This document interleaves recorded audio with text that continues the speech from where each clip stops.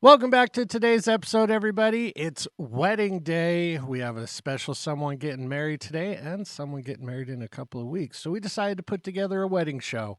On today's episode, we've got our Liam's Facts, our top 5 wedding movies, our joke of the week, our fight scene, and our Ask a Sensei. So make sure you like, subscribe. Stay tuned for the show, everybody.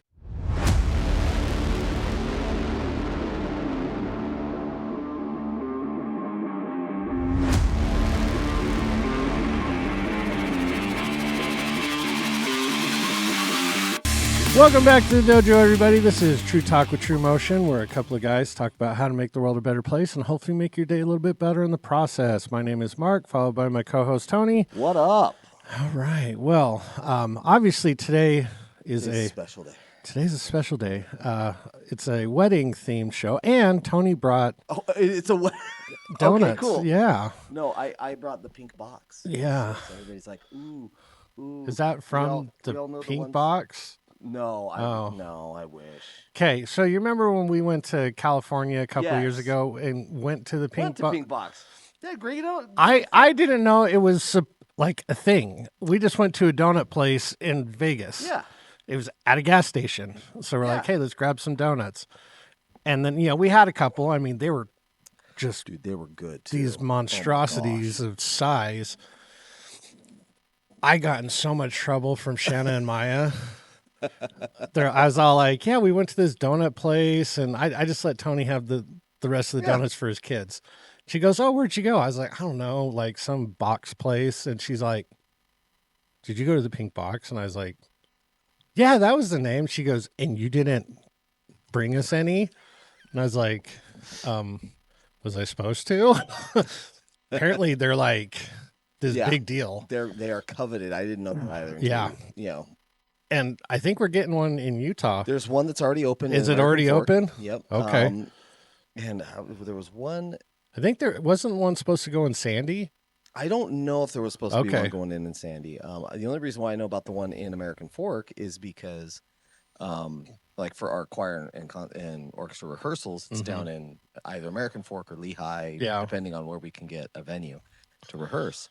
And I would pass it all the time. I'm like, oh yeah, like Mark and I went there. Yeah. Oh, it's a great place. Oh, I'm happy that donut shops are like Yes, opening up in we've Utah. talked about this numerous times. For as much as a sugar addiction Utah has, Yeah. to not have a decent donut shop is a sin. It really is. I mean, and here's I hate the thing. it. And especially when people are like, oh, well, like donuts are synonymous with coffee. And there's a Yeah, lot of no, Mormons it's- in Utah who don't drink coffee. It's like, well, if that was the case, then why the hell is there a Starbucks on every damn corner? Yep. It's like, okay, so that doesn't work. No. But So Utah's the only place where we're allowed to have drive through Starbucks. that is true. No. That is true. Yeah. But yeah, so there's that pink box there. I want to say it was a tournament that Ashland was doing for volleyball down in that American Fork area. And as we're leaving, I'm like, oh, let's swing by Pink Box. We'll get some donuts and stuff, see if they've got anything gluten-free because, Yeah. I was the only one there that could eat anything gluten because You're normal. I'm not weak. Yeah. Why so weak? Anyway, we pulled up. Parking lot is packed, like jammed, and it's right next to an In-N-Out, and so it was like kind of like It's a double whammy. At that and I point. was like, okay, whatever, maybe it's just because of In-N-Out and everything, because In-N-Out can get stupid busy. Which I don't know why. Yeah, I do. That's a hot take for me. I do. I am not an In-N-Out fan. Well, so we'll do hot takes in a minute. Okay. Because I've got a good one. So then we parked the car, walked up, couldn't even get to the front door of Pink Box. Wow. Because the inside of it was packed and there was a line out the door. Wow. And At I'm that like, point, I never I mind. like donuts, but I'm not waiting. I'm not waiting in line for a donut. No, so we didn't. So yeah. But anyway, today's donuts, because we have talked about how you like the maple bar.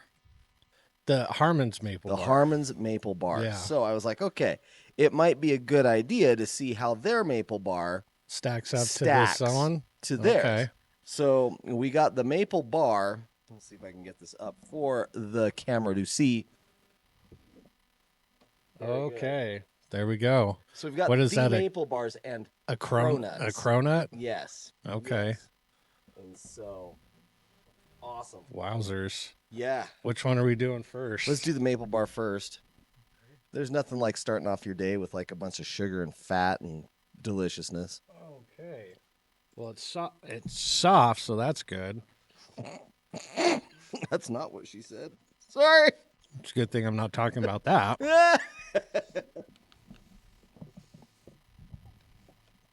Hold on a minute. I'll be back. Okay. Well, so far, the donut, it's not bad.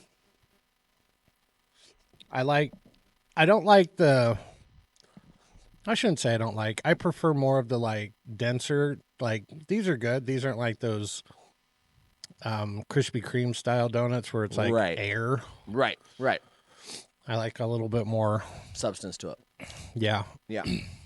And I think instead of just like, because I know how they make the maple glaze, right?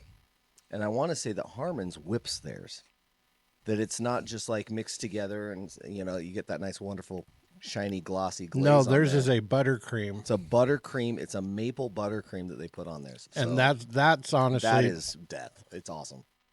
That's probably the best thing I like about the donut. Uh-huh. Because if we're going to talk like, okay, if we're going to break it down, the like donut part, I think is better on these than Harmon's. 100% agree. The maple frosting is better on Harmon's. Because agree. I don't know of any other place that does that type of whipped butter or buttercream style. No. They did have a bacon maple bar.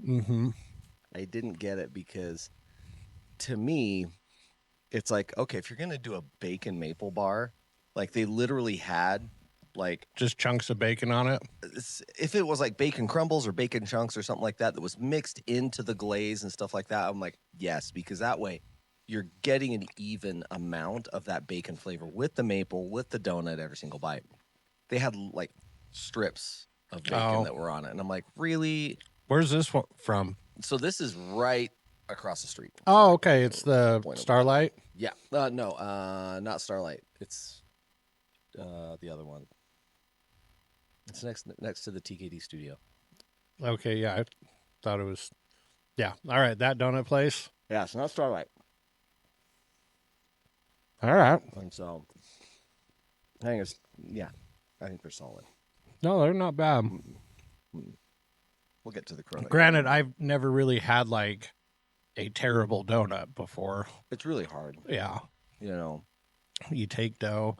I like how this one's it seems like it's lightly fried. It's not like this like crunchy exterior. Because this one's not supposed to be. Yeah.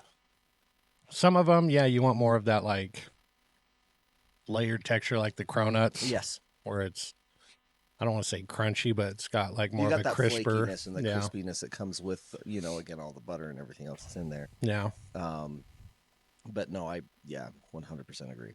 Man, maybe we should make that a thing where we start trying new things on the show. On the show. Live reactions. And it'll either be good or it won't be.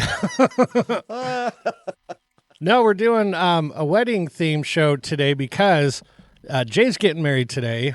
And you've got a day coming up in a couple weeks too. I was lovingly reminded yesterday that it was 18 days, so that makes today 17 days. 17 days away. Yeah. Yeah. Let me tell you what, though. I'm to the point where I'm so sick and tired of having to pay for wedding shit. Oh, yeah. I'm done. I don't know. Maybe it's just my bah humbug, Mr. Grinch attitude mentality with it, but I'm just like,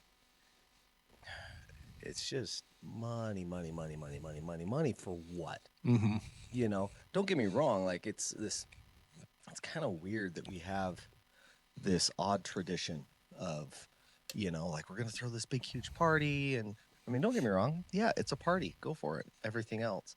And we're not even doing anything really big and crazy. but everybody has to be, you have to have colors, and you have to have A theme. a theme, and everything. What is your colors and theme? So our colors are kind of like this Cabernet burgundy color. Okay. And a darker, like it's a dark teal. And so, and we really just didn't have a theme really. No. And so, I don't think we had a theme either. Our colors were teal and coral. Yeah. Unfortunately, those are like the Miami Dolphins colors. Oh no. So, like, I ended up finding a pair of shoes we didn't wear for the wedding, but they were teal and coral. Yeah. And I was like, oh, so I bought us some. And every time Shanna wears them, she gets harassed. Be like, oh, you Dolphins fan? Be like, shut up. Yeah. No, so unfortunately with Jay, I don't think I've told you this or not. Last week he did inform me that his mom actually passed away. Oh. Yeah. So not only is he going through the highs of wedding today, he's going through some pretty low lows of unfortunately losing his mom at the same time. So for those of you guys that know Jay, obviously really good guy.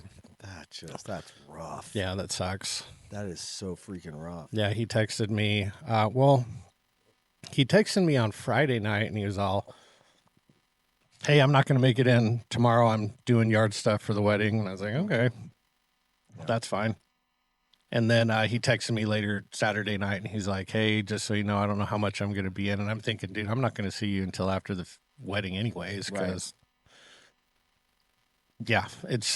you're going to be busy. Yeah, hopefully. And he's like, because my mom passed. And I was like, oh, well, that's different than the other stuff. So, yeah.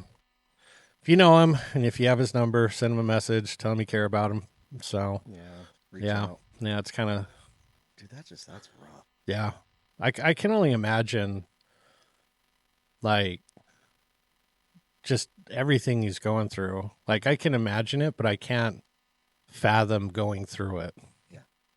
Because, I mean, you're excited and stressed out about the wedding, and you're excited and happy, but then you just lost somebody that's really important to you. Yeah. And they're not going to be there. No. And it's like, dang, it's like you're experiencing both ends. Love the spectrum. Of, the emotional spectrum, where it's like you're extremely happy because you get to spend, this special day with a special person. Yeah. But then you're extremely sad because another special person is not going to be a part of it anymore. Right. So I don't know if it was sudden. I don't know if she was sick. I think she was sick. So I didn't really want to pry too much and be like, what happened? Makes sense. It's like, she's gone. That's what happened. You know what I mean? She's not going to be here tomorrow. Yeah. So kind of wild turn of events for him. Wow. Yeah. I was like, whoa, that's wild. That sucks. Yeah. But are all your wedding plans almost done? Yeah, so we're getting everything kind of wrapped up. We are getting final numbers for like the close family and stuff for the luncheon that we're going to do that day. So that way we can order the catering and stuff like that. But beyond that, I mean, it was it's kind of funny because Cammie's been bugging me about, like, she's like, you need to get you a ring. You need to get you a ring. You need to get you a ring. Yeah, there's these silicone bands for $10. Right. Perfect. Right. Yeah. Yeah. And because I have this like titanium one. Never wear it. No. Never wear it. Well, and that's the thing. Like, my ex previously would get upset, and she would be like, oh, you never wear your ring. And it's like, have you ever punched with like I don't a wear metal a ring around your finger, and you do that like 6 days a week? Trust me. Like, you get to the point where you're just like, yeah, this hurts and I'm done. Yeah. This just gets in the way. It's not, she actually thought that that I didn't wear rings so that I would look like I was single. So when the single moms came in to sign up their kids, that it would be like, that's actually the opposite effect. Yeah. It's wild Yeah. because I remember Joe Perry telling me, he goes, he actually had to put his wedding ring on Yeah. so people would stop like hitting on him and like Yeah. stuff like that. It's actually no. It's the other way It's around. the other way around. Yeah. He had to take his wedding ring off Yeah. so people would stop hitting on him. Yeah. And I was like, There's what? there's something psychological with the fact that, You can't have something. hey, I'm not on the market. It's like, yeah, but I find you really attractive. Yeah, And I think 'cause you'd you be can't really have it. fun with me, and it'd be really good. And I think we should kind of get together. It's like, A, you're psychotic. B, if you're gonna try to like blow through that boundary that I'm trying to put up here, what other boundaries are you gonna blow through when we actually do decide like, oh yeah, you're the best thing in my life and blah blah blah? And no. Yeah, I've also heard that it's people know that it's not going to be a long-term thing Yeah. if you're hitting on somebody that's already married. Oh, It's yeah. like it's just a It's a fling. yeah, and then you're done. I was like, that's terrible. Yeah. But Well, not only that, but it's like from a logical perspective, I can see why people do it because of the amount of dopamine and stuff that gets dumped and the excitement and the adrenaline and we're sneaking around doing something that we shouldn't, and it's the whole entire thing. Like when you were in high school and weren't supposed to be drinking, but what did you do? yeah, You started drinking, and then the instant you turn 21, you're like, oh, I can actually do this. yeah, it's not as exciting anymore. No. Okay, you know what I'm saying? And so it's a weird part of the human condition where we want to do that. We want to go out, and I'm just like, you're dumb. Yeah. No, I remember Shanna for a long time was always all like, why don't you wear it? And then when she kind of realized that, Yeah. she's just like, whatever. Yeah. And I was like, yeah, I don't really care. It's like, I don't like typically wearing rings. Yeah. In general. So some people like it. I don't. Yeah. But I'll probably try to scrounge up one of those silicone ones and throw it on today for Jay's. Yeah. No, God, we have the next 3 weekends, like we have weddings. Dude. Yeah. That is, Yeah. It's Jay's, then Shanna's friend Braden, and then yours and Cammy's. Yeah. So, but Shanna's super excited for your guys's. Yeah. Yeah, I am too. Like it's like I've said before, it's not necessarily an excitement. Like kind of like, and the best way that I use to quantify that is, when you were a kid, the day before Christmas, you almost like couldn't even contain yourself. Yeah, it's the Christmas anticipation. Eve, you're about ready to like freaking explode and everything else. And then Christmas comes, and it's not that type of excitement. Yeah. It's more of a sigh of relief, honestly. Mainly because, like there is a lot of extra work that you have to do to basically kind of be together, but have two separate households. And it's going to be so much nicer when it's just like, no, everything's like, if I'm going to cook dinner, all of my tools, spices, food, prep, everything, that's all here. It's all in one spot. So it's not like, oh, okay, well, if we were going to eat at your place, I have to pack up all this stuff, bring it over to your house, cook, pack it all, Have you guys found another place yet?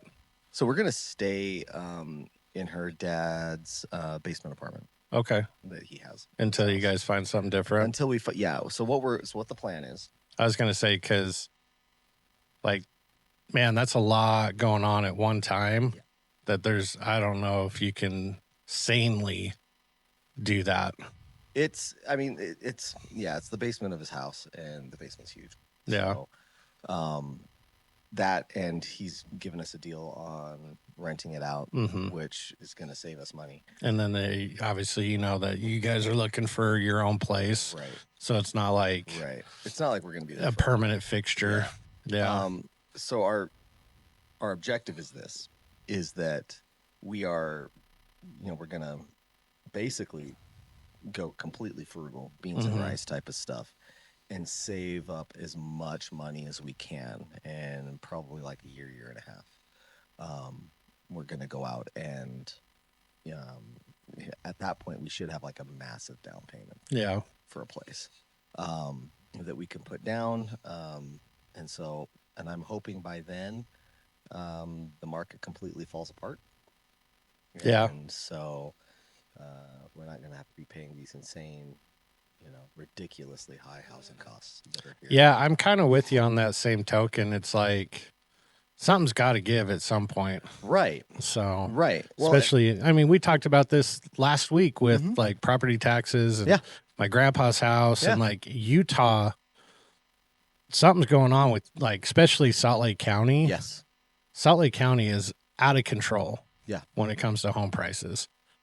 And you're looking at some of these homes and you're like, it's how much? No. So, so actually yesterday, we were picking up this new construction of townhomes. It literally backs, what is it, 84 that goes across?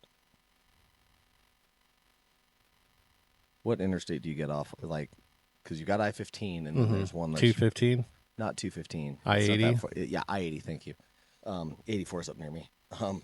So it's the I-80, interchange that kind of takes you up. Okay. And it's off of like 5th East and, and literally the back of these townhomes is at I-80. Okay.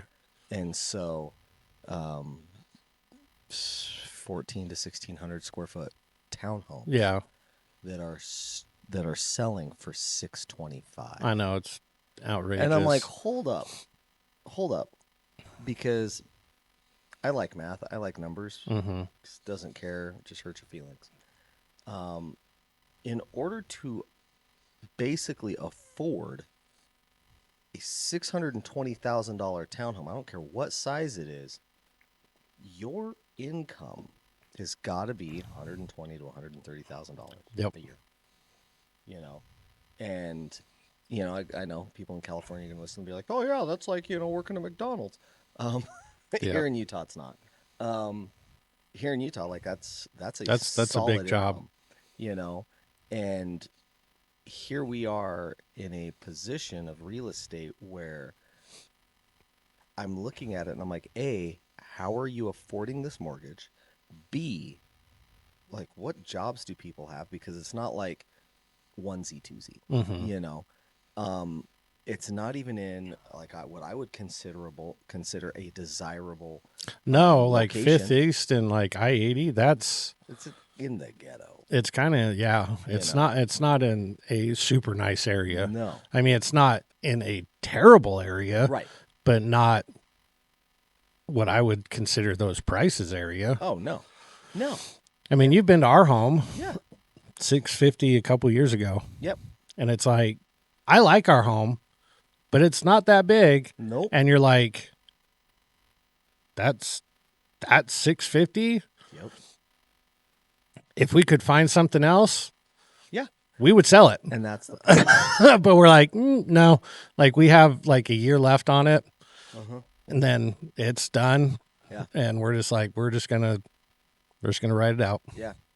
Because if we ever buy anywhere, it's going to be somewhere far away with property. Yeah. Oh yeah. And that's the thing, like especially in your neighborhood, the current thing that people do is that they'll buy a home, like yours, and they'll want like a discounted rate because again, you kind of look at it was a home that was built in the 50s. Yeah, I mean it's an old home. Guaranteed, the plumbing and electrical is the same. That was some of it, yeah. Some. Yeah. Most of the plumbing's probably the same. Yeah. And so what they'll do is that they'll be like, okay, great. This is we got to go in and we got to gut it and everything else. We'll give you this. Yeah. And people do. They sell it and they're like, okay, I see that. There's, depreciation, deferred maintenance and stuff like that that's on it. Okay, cool. They'll go in, they'll gut it, and I'm not going to say that they're going to put super nice stuff in it. Yeah, but enough stuff in it. Enough stuff in it, and then they'll flip it for $100,000 more. Yeah. And I see it all the time. Yeah. It's either that or they will they'll kind of split the house just a little bit so that they could rent it out. The current new thing, probably talked about this before, is also in Salt Lake City. They have an act that came through, which is called the Affordable Housing initiative, the Affordable Housing Initiative, which if you can fit, it's what's called an accessory dwelling unit, an ADU, which is like almost like a smaller separate house on your property. That if you can fit it, regardless of what the zoning law says, you can put it on your property. That's crazy. As long as it can fit with the proper setbacks. And people are throwing those up left, right, and sideways. Really? Oh, yeah. They'll be able to rent them out and everything else and cover the entire cost of, the loan that they got. Yeah, the build out. Yeah. And as long as you're going to be there for 10 years, yeah, it'll pan out, but it's, yeah, with the real estate and everything else that's going on, it is absolutely insane. We are running out of dirt. Yeah. That is one of the biggest. Yeah, I remember you and I had that factors. conversation a couple of years ago because I asked, I go, why aren't we building any more homes? Yeah. Everything's like condos going, well, at least Salt Lake County. Yep. Salt Lake County. Salt Lake County. Yeah. Yeah. And the crazy thing is Utah has so much open space. In certain places. Yes, certain places. Like where we're at, no. Yeah. Like it's becoming very populated, like densely populated. But like you go up north, there's a lot of places up north. You go down south. Oh, the whole entire state's open. Yeah, like pretty much everything past Provo. Yeah. I mean, shoot, even going into Provo, which is weird. Don't do it. It's a little odd there. It is. So Utah can't have it. Yeah, you get this weird itch anytime you curve the mountains on the south end and you go into Utah County. You're like, yep. It's like you pass this weird barrier. Yeah, my soul slowly dies. Yeah. When I go to Utah County, it's awful. Yeah. But yeah, no. So like, yeah, Salt Lake County is very unique in the fact that we are literally blocked off by two massive geological, formations. We can start going way west, but nobody wants to go out west. Well, here's the issue with going way west. The issue with going way west is that we don't have proper transportation corridors. Yeah, to keep you going west. The infrastructure isn't there yet. Dude, I-80 going out to Tooele is a nightmare. Yeah, it's basically 2 lanes. Yeah, and if anybody hiccups or sneezes wrong on that road, it creates a massive backup. Like to the point where Californians would be like, "Yeah, I'm not living here." Yeah, no, it's good. Bad. Stay out. Yeah, please don't. We are full. No new applicants are accepted. No, like seriously, stay in Nevada. I mean, don't even cross. Just go home. Anyway, I blame them. I would love to. Yeah, I would love to, but it's not their fault. It's not. There's so many different factors that are going on in this that you can't just blame one thing. I agree. Yeah, but no, I mean that's the thing. Like out west of the Oquirrh Mountain, which is on the west side. For those of you guys who don't know, tons of land out there. Oh my gosh, it's awesome. Almost straight to Nevada. You've got land all the way out there, but you've got this massive mountain range that you basically have 2 areas that you can get from that spot into Salt Lake, city. And that's on the north side through Tooele, or you've got the one that's on the south side, which wraps around and kind of comes near Utah Lake, that area. So yeah, Utah needs to get at least out west. Yeah. Their infrastructure and road system's a little bit better. 100%. Yeah. But then to the east, it's just basically... But even if they started now, that's still like a 5 to 10 year project. Yes, it is. So I mean, it's not going to help anybody now. No. And it's not going to help build that real estate infrastructure until after the the roads. Yeah, the roads are done. Yeah. And yeah, I mean they're it's either that you go west or you go all the way north or all the way south. Yeah, we can't really go east. You can't go east because you've got the Wasatch front there that it's basically like you get. Got these things called the Rocky Mountains. Yeah. John Denver's full of shit, man. I love it. But yeah, no, it's the whole real estate issue here in Utah is absolutely crazy. Yeah. There's a lot of economists, people that are in real estate who also blame the fact that we kept interest rates artificially low for way too long. Yeah. And we went way, way, way too low with it, and we held it there. So now you've got a lot of people that would normally move homes. Like, for example, you and Shannon be like, yeah, like, I don't know, like, this house is nice, but, it's almost paid for, so we could sell it and move to something else. Yeah. But you now have to factor in that instead of getting like a 3% interest rate, it's now 7. Yep. 6 to 7, and you're just like, okay. That's why Shannon doesn't want to buy a new car. Right. She's like, because hers is paid off, and she's been a serial car person forever. Mm-hmm. It's like she has it for 2 years and be like, trade in. Right. 2 years, trade it in. Right. 2 years, trade it in. And so she's like, ever since she was 18, she's had a car payment. Oh my gosh. I can't even imagine. Yeah. Can't even imagine. So, and because she just trades it in for another car. Yeah. Well, she's paid this one off, and she's like, I don't want another car payment. And I was like, I get it. She goes, not because she likes money. It's she's like, I'm not paying 7% interest on a car payment. No. Yeah.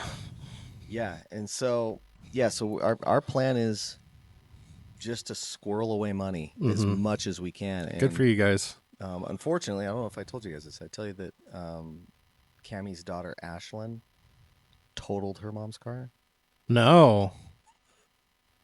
Yeah, so we have that to deal with now, too. What did she do? Was it her fault? Uh-huh. Oh, good Lord. Uh-huh.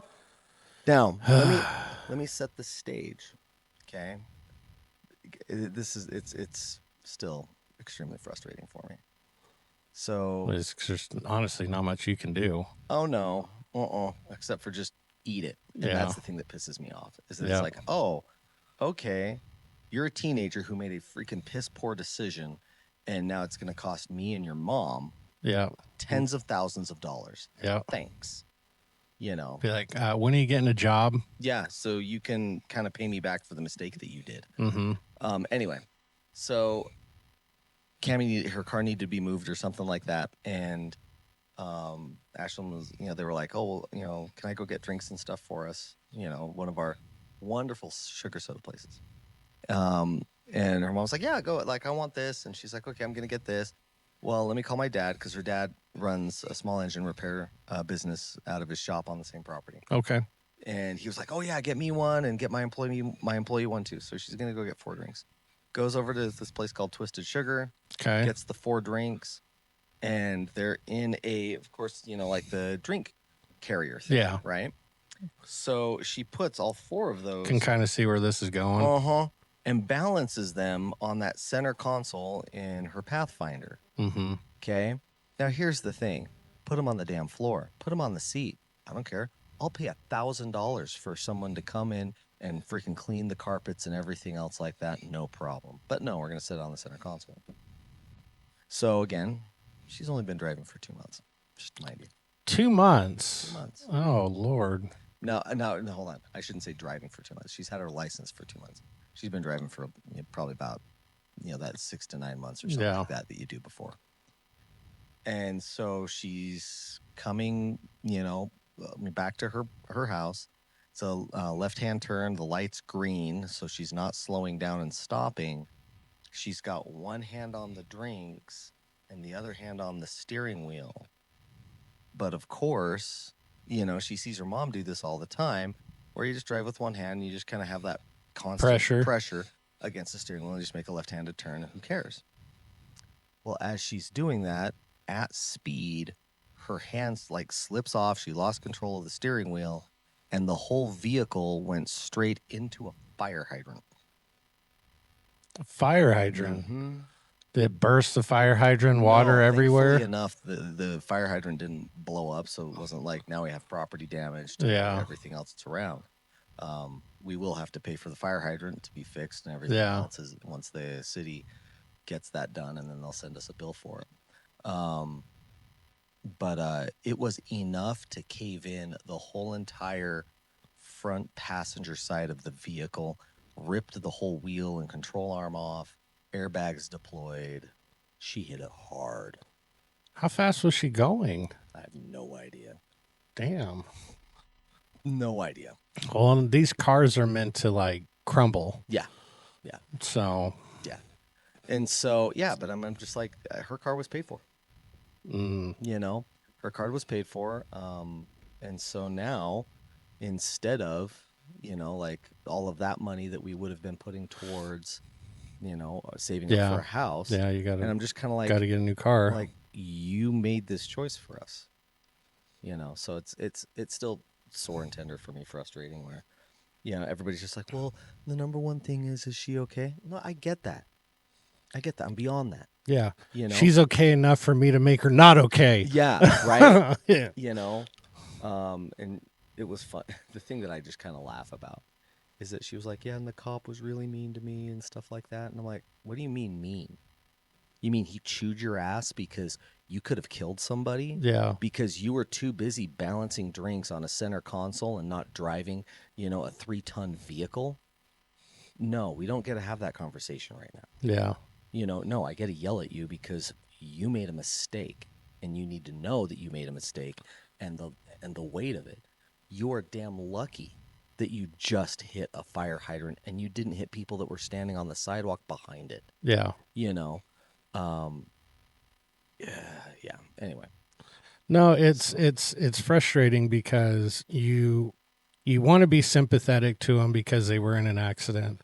You want to, obviously, clearly you and Cammie are like, thank God she's okay. Yeah. But at the same time, it's like you want them to feel the weight of decisions that were made. Yeah. Now, are people allowed to make mistakes? Of course they are. Yeah. People are, like, we make mistakes all the time. every day. But at the same time, people do have to pay for those mistakes, whether it be monetarily, emotionally, time. Yeah. There is a trade-off for mistakes. And typically, most of the time, mistakes are financial. Yeah. You have to pay for it financially. Yep. So it's like I wouldn't necessarily say she's responsible for all of it, but she should be responsible for some of it. Yeah. Especially the fact that it's like, now can't you and Cammie have to get a new car? The insurance isn't going to pay for it or are they? So Cammie they totaled her car out. Yeah. And so they just gave us, the value of the vehicle and stuff as total, Mm-hmm. but it was a 2020, and so we're not, it's not even close to the money that if we wanted to go out and replace it, that we could. Yeah. So it's like, okay, cool. So we do get, we are going to get some money on that. That's fine. So that's what insurance is for. Yeah. But that also means that her insurance rate is going to go up. Yeah. Okay? That also means that now we're staring down like we're going to have a family of 5. Yeah. So we're now looking at a vehicle that we can fit 5 people in. Mm-hmm. Well, guess what? You're not picking that up for like, $20,000. No. And so, we're looking for stuff and crap, like even if you look for something that's used, 40, 50, 60 grand. Yeah. And I'm like, yeah, mine. Hey, yeah. Yeah, exactly. It was 56. Mm-hmm. And that's a 2019. Yep. And I was like, it's How what? Much? Yeah. Yeah. And so, I basically just told Cammie, I said, here's the deal. I said, Ashlyn, I would have been so much happier if Ashlyn would have just taken the car that Cammie bought for her. And she did that to her car because her car was $3,000. Yeah. So I don't freaking care. I'll buy you a Honda Civic. I don't, it's like, yeah, it pisses me off, It's like $3,000 is a lot better than 50. Yeah. Yeah. By a lot. Yeah. By a lot. And so, what I told Cammie is that I said, I'm not rushing out to go buy a new car right now. Mm-hmm. Because she doesn't need one. No. We have Ashlyn's car that you can drive. And, because of the accident, I was like, we should take it in. And because there's something seriously wrong with the front end of it. Ashlyn's car? Mm-hmm. Yeah. And, of course, took it in. And, yeah, there was, like, a lot of stuff wrong. Like the tie rods were bad. Mm-hmm. The sway bar bushings were bad. The struts and coils were bad. There was another thing that was bad on it. Yeah, but it was like the whole, like, the steering was so sloppy and like the wheels would like shake. Because it's not all held together. Yeah, and so I took it to my mechanic and I said, just let me know. And he calls me up and says, "All right, like these are the things that need to be done. There's a whole bunch of other stuff that can probably be done. worth more than the value of the car." It is. Yeah. It was like $3,200. Yeah. And that's wild. But again, like it's like, okay, so at this point, it's like that's Cammie's car and not Ashlyn's car. 100%. Until Cammie gets a new car. And that's you just kind of have to look at that person and be like, yeah, like you don't get a car now. Yeah. Well, I want to hang out with my friends. Well, they can drive you. If they can pick you up. Well, it's like, no, you don't get a car now because you totaled your mom's. Yep. You don't get to have this freedom where like your life is totally normal. And so, so we're going to. Well, on the market for a car now. Yeah. But let's move on to our Liam's Facts. All right. Well, I did say. Do our Liam's Facts. Oh, man.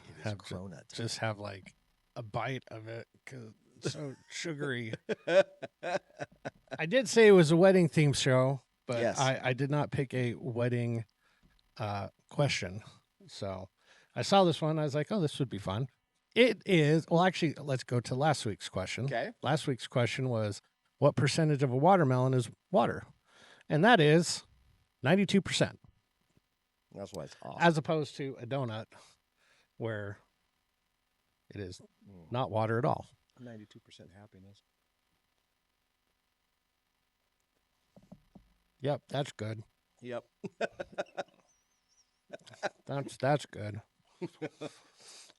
All right, this week's question is, what is the largest landlocked country in the world? Landlocked country? Yes. What is the largest landlocked country in the world? And a hint, and this is only for people that go here, we have a student that is from there. Ooh. So leave us your answer in the comments down below, or give us an email at TruTalkTuesday@gmail.com and let us know if you're right. But now a word from our sponsor. Yeah. TruMotion in motion, let's go. Gear up, stand tall, feel the flow.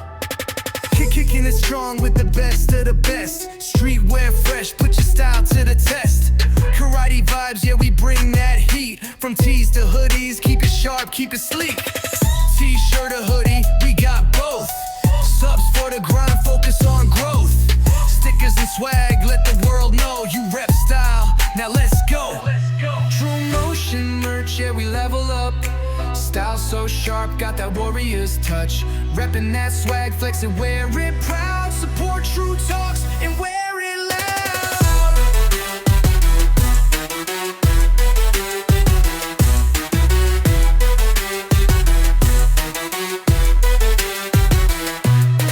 Discipline, power, the heart of the fight. Your fit's gotta match your unstoppable might. Tigers and dragons, bold on the sleeve. Step in the dojo, they know you don't leave. Oh, step up, don't wait. Rock that fit, let's elevate. TruMotion merch, yeah, we level up. Style so sharp, got that warrior's touch. Rocking that drip, yeah, you own the crowd. Support TruTalks and wear it loud. Yeah, we reppin' strong, no fear, no doubt. TruMotion merch shop is what it's all about.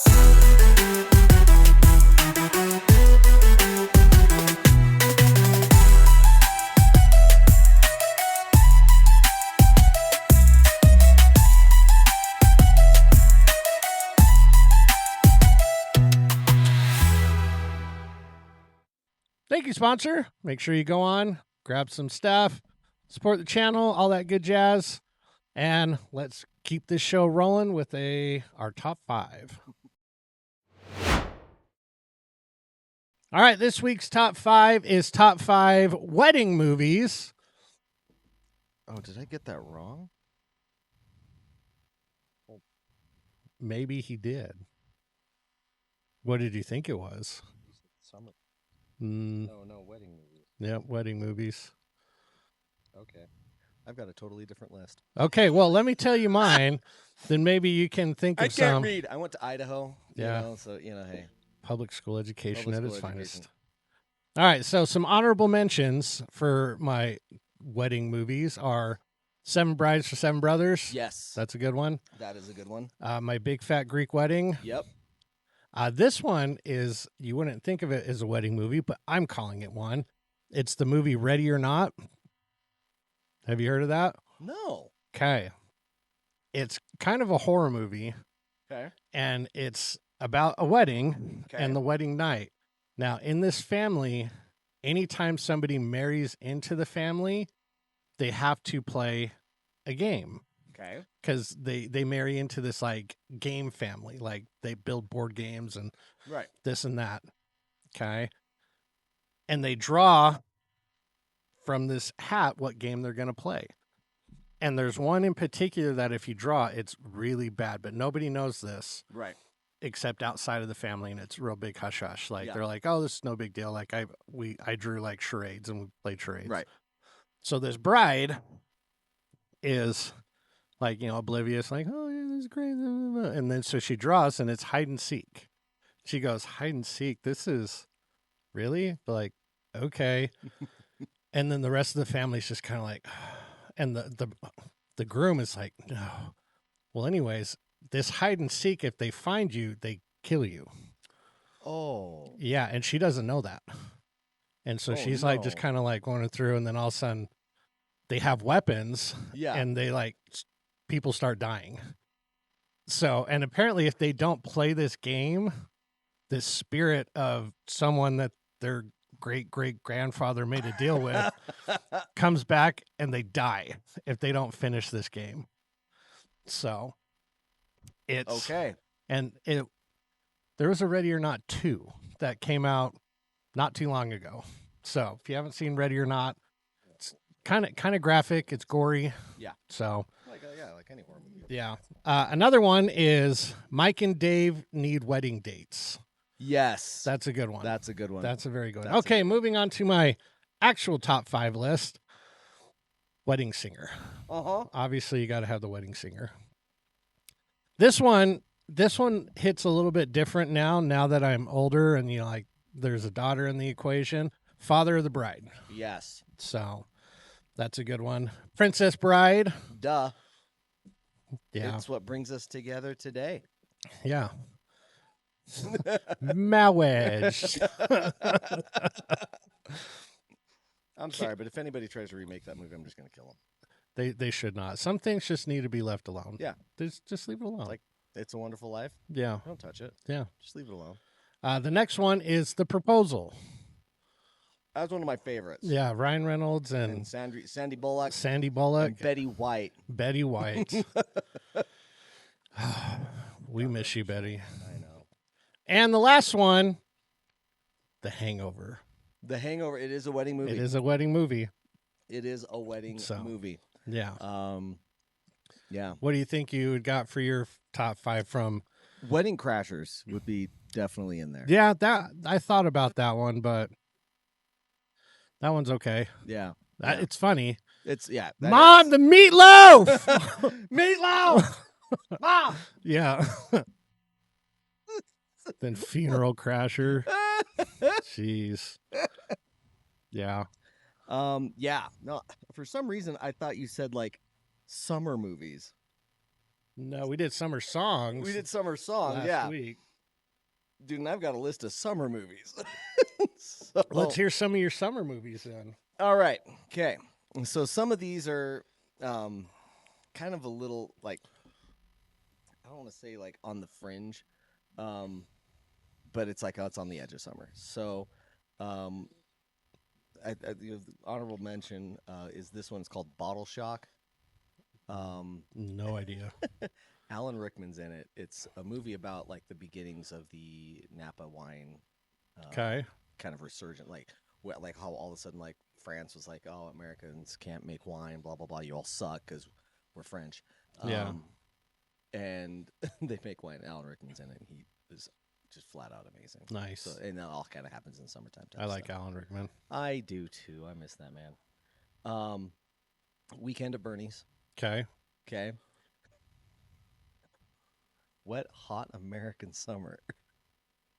Yeah. I watched that. Like, there is a laundry list of A-list actors yeah. that are in there, and you're just like, what the hell am I Like, watching? How did this happen? Dude, and it's like crazy shit Yeah. that goes on in that movie. It's Yep. awesome. It makes me laugh. Dirty Dancing, Okay. Point Break. Point Break. Yep. Baywatch The remake? with Dwayne The Rock Johnson and Zac Efron. Yeah. Yep. Yep. God, Zac Efron is just shredded in that movie. Dude, he is. Yeah. My God. Yeah. I do like the fact, because I think I remember in an interview or something like that, they were like asking him like what was the hardest part about that and everything else. And he said something about like the food and everything else and the amount of gas. Oh, He got yeah. from. I'm like, yeah, you start eating tons of protein and you're thinking it's going to your muscles. No, it's just farts. Yeah, protein farts are a real thing. They are a real thing. That was Thursday's little kids class. Oh, dang it. It's a contest on who could beat the other one. Oh my gosh. It was one, and then CJ Page's brother was all like, I was like, I swore he took it as a personal challenge. Yeah. That's usually me. And then the other kid, I'm like, I'm surprised one of them didn't shit themselves. Oh man. Jaws. Yeah, Summer movie. summer movie. Mm-hmm. Some are missing, some are in pieces. Yeah. Summer movie. Yeah, summer movie. Field of Dreams. Okay. Okay. If you build it, they will come. Dude, that movie still, like, at the very end, like, punches me in the face every Yeah. single time. Right. He's playing baseball with his dad. Yeah. Yeah, it's awesome. Goonies. Duh. Yeah. Goonies Right? is great. Yeah. And then, of course, number one, Sandlot. Yeah. Sandlot is awesome. Killing, like, probably one of the most quotable movies Oh. ever. Killing me, Smalls. I use that all the time. Oh, All the almost time. on a daily basis. Right. The Great Bambino. You mean they're the same guy? Yeah. And Beast and James Earl Jones. James Earl Jones. Yeah. If you've never watched Sandlot, it is great. I actually had a friend in like junior high who him and his brother were in that movie. Oh, no way. Yeah. That's awesome. Yeah. They were in two scenes. One, the pool scene when the kids are running out. There's these two redheads that poke their head out on the side, and it's those two. And then one of them was a baseball player, like one of the preppy baseball players. Oh, yeah? You play ball like a girl. Yeah.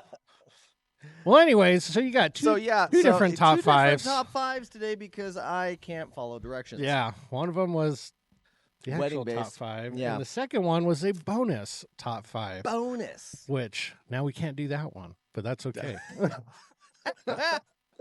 All right, moving on to our Ask a Sensei. All right, this week, since again, wedding themed, that's why when you're like wedding themed show, I was like, oh Lord, someone didn't get the message. Geez, yeah, right. Okay. These are basically acronyms for wedding events or wedding things. So Okay. we'll see how well you can. I would have totally. I will fail this Fail this. miserably. Okay, first one is AHR. AHR.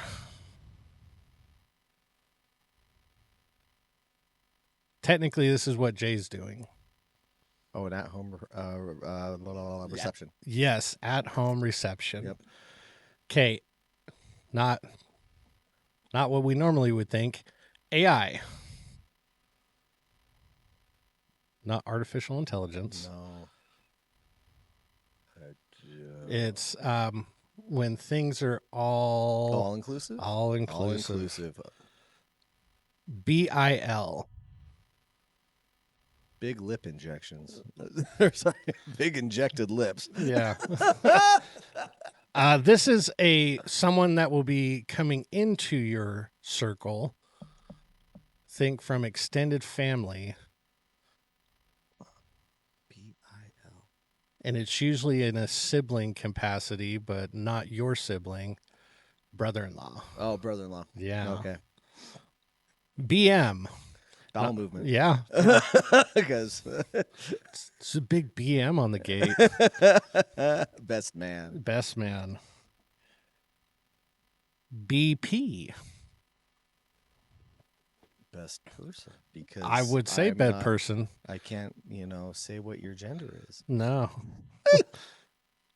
Bridal party. Oh, bridal party. Yep. BP. CF. Some people like to have these weddings CF, and it's not really ever gonna happen in Utah. Small destination party. Next, that'd be DW. What do Utahns have a lot of? Children. So that's first word. Oh, child free. Child free. Yes. It's like that doesn't work in Utah. No. This one, technically it's a wedding term. Jay's doing it. It's pretty typical term all the way around. DIY. Do it yourself. Yep. I did it myself. DOC. Do on completion. I would say that's a day of coordinator. Oh. Okay. DW. Yep. Destination wedding. They're stupid. Yeah. I hate those. Honestly, here's the crazy part. With what we've spent so far, You could have. I could have done a destination wedding. Yeah. And honestly, I'm all for like couples, especially if this is your second marriage. Right. But I understand why you're doing it. Yes. Yes. Like you explained this on the show a Yeah. while back. It's like because Oh. Cammie really didn't get the Yeah. wedding experience the first time. So it's like you want to give her that. So Exactly, I yep. completely understand in that terms why you're doing this. DS. It's not the Nintendo. DS. Would be Think of how you would title a letter. dear sir. Close. Oh. It is dear, but not sir. Dear spouse. Yes, dear Ah. spouse. Okay, let's do two more. This one kind of goes along with one we've already said. Mhm. EP. So think BP. Yep. The engagement party. Yes, Mhm. engagement party. EPS or EPICS? EPS. Oh, and it's what? Well, we're not doing these. We're doing a different version of it. But engagement pictures. Yeah, engagement photos. Yeah. Very good. ER or E-ring? Last one. ER. Engagement ring. Yes. Yes. Not emergency room. Yeah. So, No, we're actually doing our bridals today. So your bridal photos? yeah. Oh. Yeah, which is going to be interesting. I'm going to see if I could still see Jay, and What time are you doing that? it's in the evening, so I think I'll be able to. Yeah, Jay's wedding starts at 5. Oh, okay. Okay. Oh shoot, our bridals start at 7. Where are you are you doing them up by you? Yeah. I would just show up early Okay. and then just leave. Be like, hey, we can't stay long, but Yeah. love you. Yeah. Peace out. Yeah. Congratulations. So, I'm sure Cammie's gonna be messing with her hair and stuff like that from 3 o'clock on. yeah. So it probably will just be me. Yeah, that's, I kind of figured. Yeah. No, and even if you did you could probably stay for the whole wedding. I'm assuming the wedding's going to be 15 minutes long. Yeah, they're not long. No. So, but all right, moving on to our next question. All right, what do we got? So because again, I'm totally not thinking of weddings. I apologize. I try not to think about it as much as I don't have to. Okay, so speaking of that, before you move on to your question, have you heard of the new phrase retard maxing? No. Okay. I've where- look maxing. I know what that is. I've heard retard maxing whispered. Not whispered. so it's where you're not thinking of anything and you're just kind of going. Is with that it. what that means? Yeah. Oh, okay. Okay. Yeah. Yeah. No. Yeah. Yeah. I was like, okay, interesting choice, but whatever. I do that all the time. All right. Sorry. Well, there's a comedian who says it best. You can find it. It's called the Nothing Box. Men Yes. have a nothing box where we love to sit inside of the nothing box. Yep. So if women, just any women who are watching this, if you ever ask your man, what are you thinking about? What's going on in your mind? And he says nothing. We men don't mince words. We don't have objectives. We don't, have to sugarcoat shit. We just like, no, we're going to tell you straight up what's going on in our minds. Nothing. Either that or it's so trivial that it does not serve any purpose if you know. Nope. Like, oh man, I wonder what would happen if this exploded. Right. Or what would happen if I shot this with this and this happened. Yeah. Or it's nothing important. Yeah. And truthfully, if we did have something important, we would tell you. Yeah. We would tell you. Yeah. We would tell you. Don't worry about it. Unlike, sorry.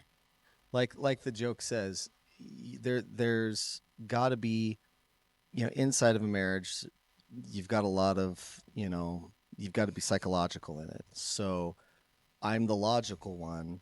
She's the psycho. Yeah, it's funny because sometimes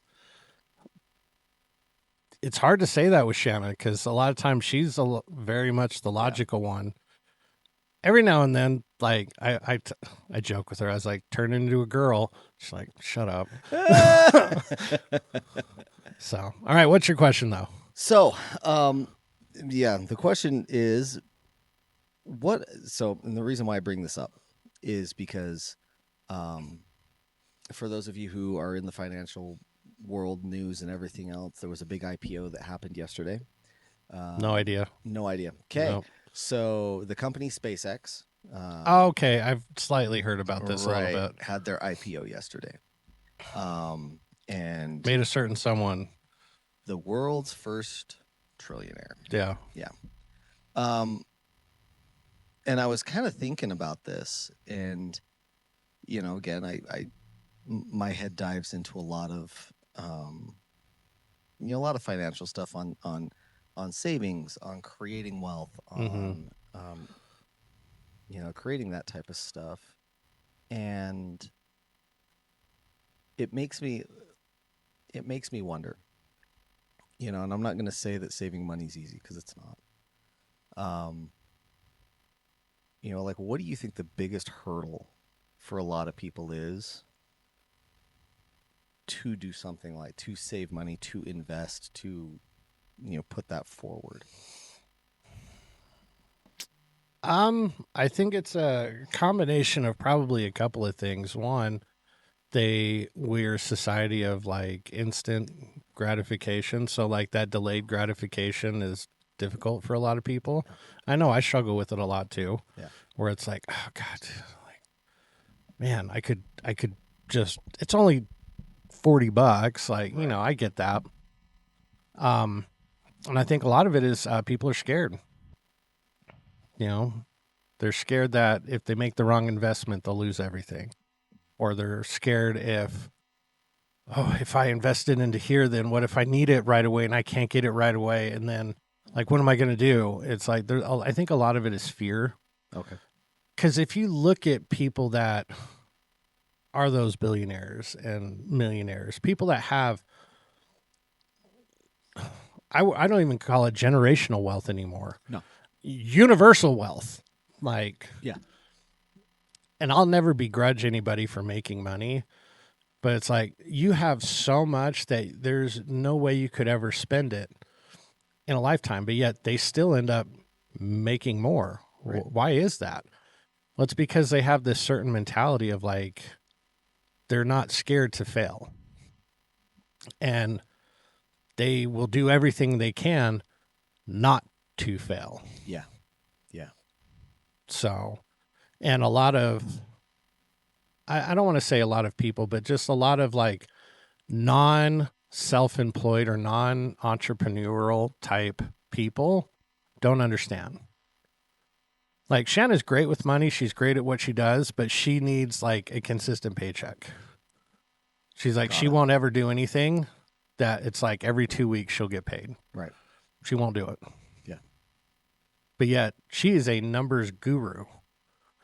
Like you could show her like a like a business portfolio of like their profit and losses, and she'll be like, yeah, they're going to be good. Or, you know what, in 6 months, they're going to go bankrupt. Right.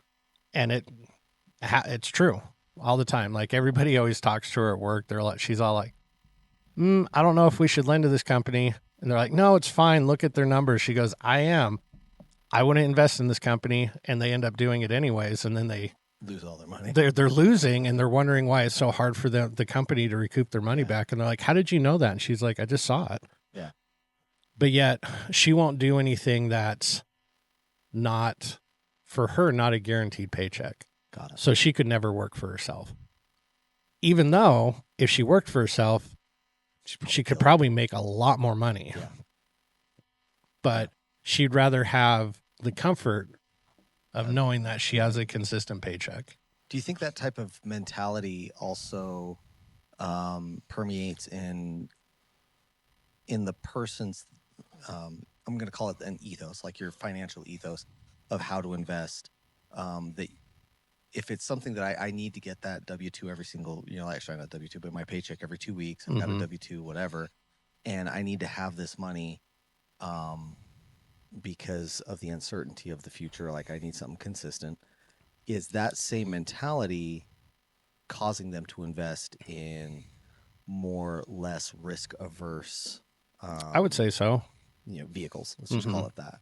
Yeah, because they don't want to lose their money. Yeah. So instead of this ability to possibly have massive gains, but at the same time, if you want to have massive gains, there's another side of that coin where there's massive loss. Yeah. Do you want to do that? Do you want to ride that roller coaster? And typically most people are no. Yeah. They want continual steady growth with a little bit of like risk averse. Right. It's interesting because Shanna's the opposite of that. Even though she likes steady paychecks, she will be pretty aggressive in her retirement and her own investing. And her investments, because she's all like, worst case scenario, if I do lose it, I have time to get it back. Right.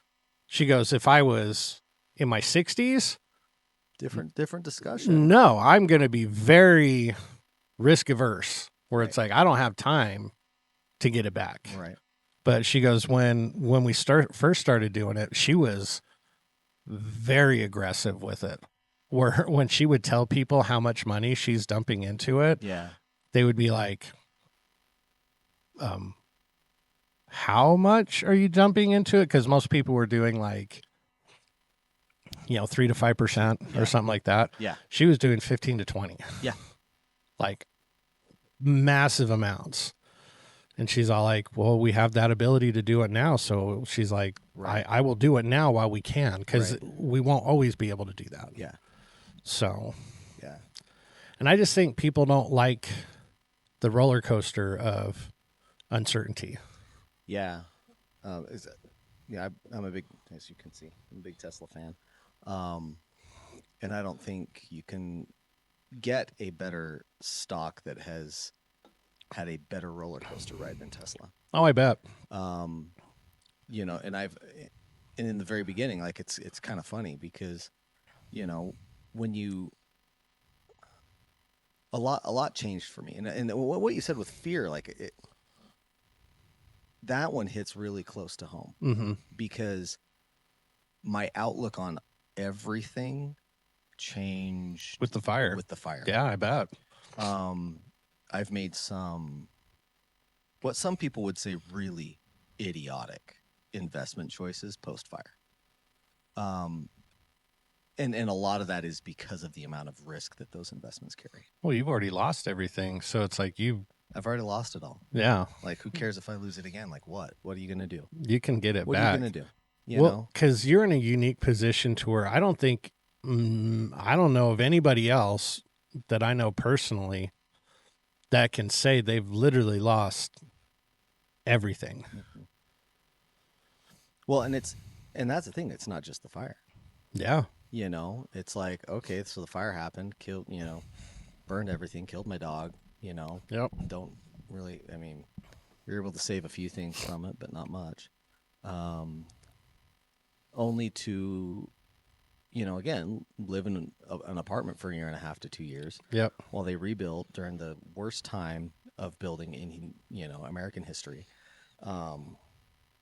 And just to move into the home, to live in it for a year, to have my ex look at me and say, yeah, I really, wasn't in love with you and everything else for 10 plus years of our married life.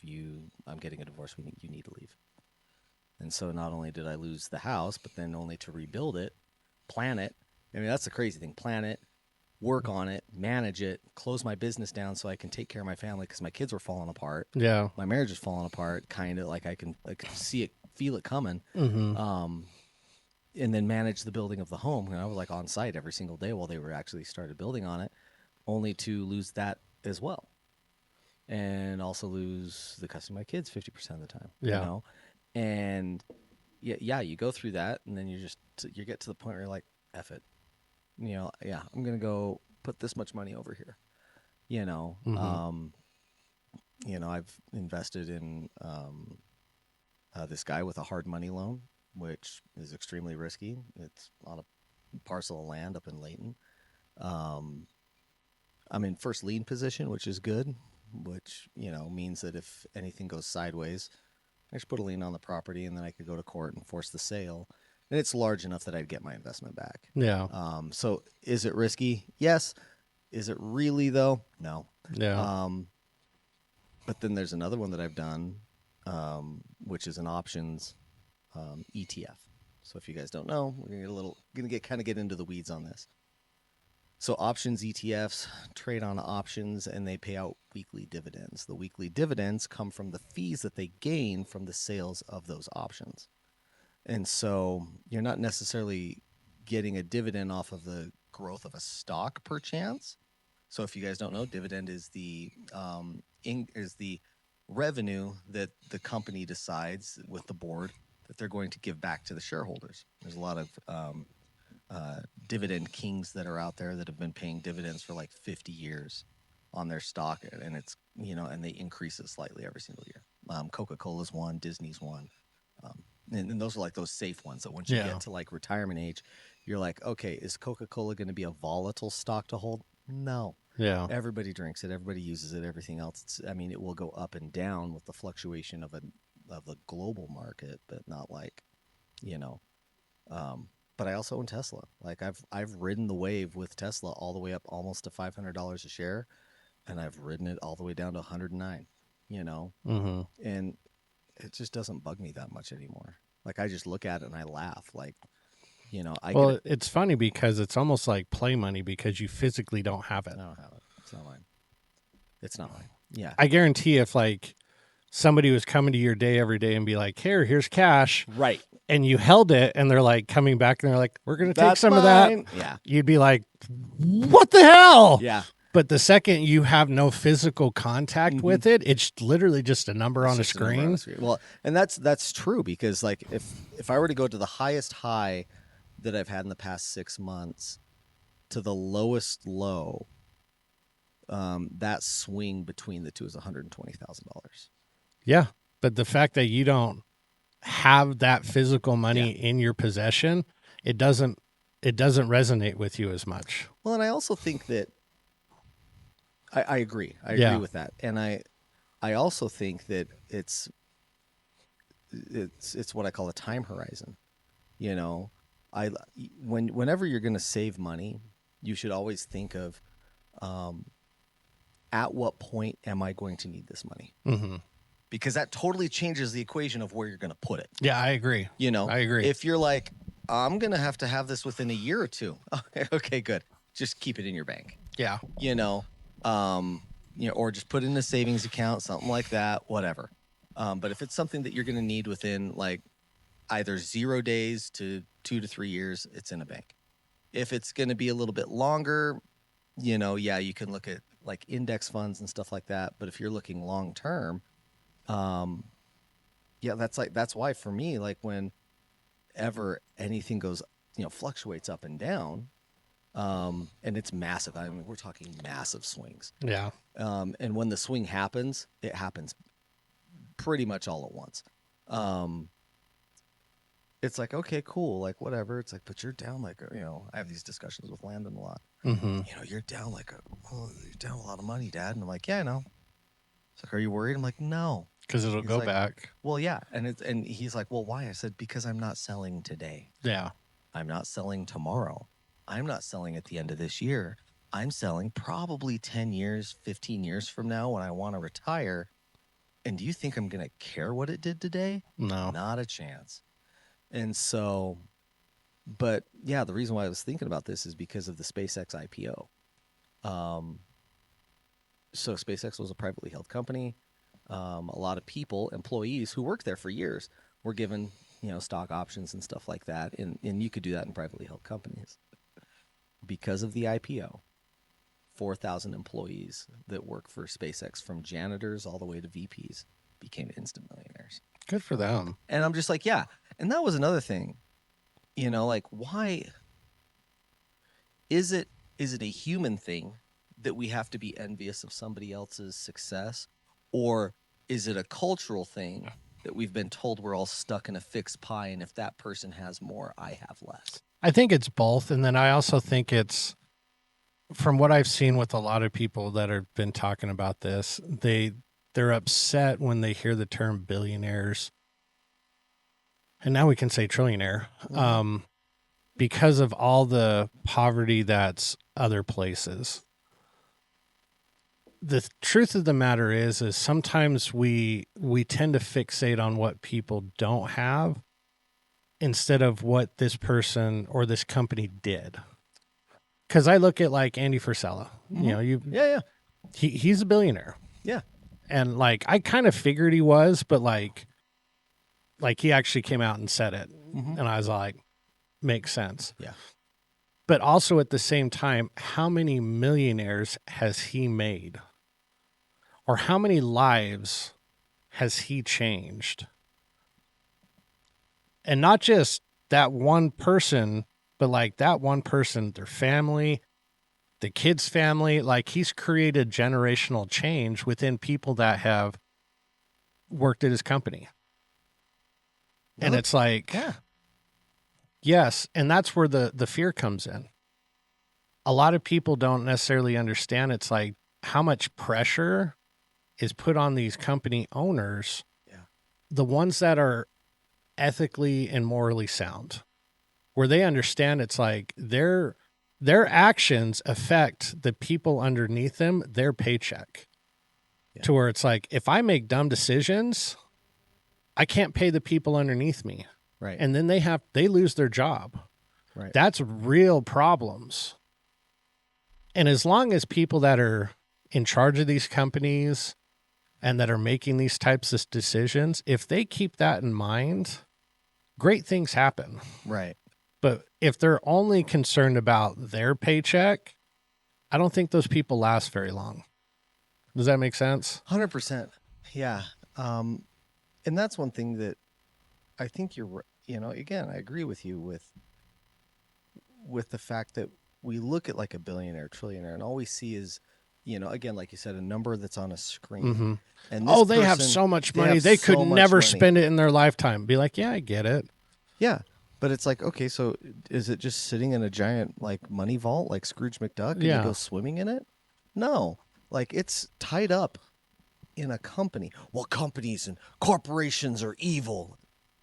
They can be. Okay, yeah. Just like money. Money can be evil if it's put into the wrong hands. Yeah, it's money. Like companies can be evil if they're put into the wrong hands, and we've seen it. Yeah, we've seen companies that do well and do really good things. Then we've seen companies that are like, dear God, like, what are they doing? Yeah, yeah. So and that it's I can't remember who I read this from. But they were talking about money. And he said money is amoral. Money has no morality. No, it is not good. It is not bad. It is a brick.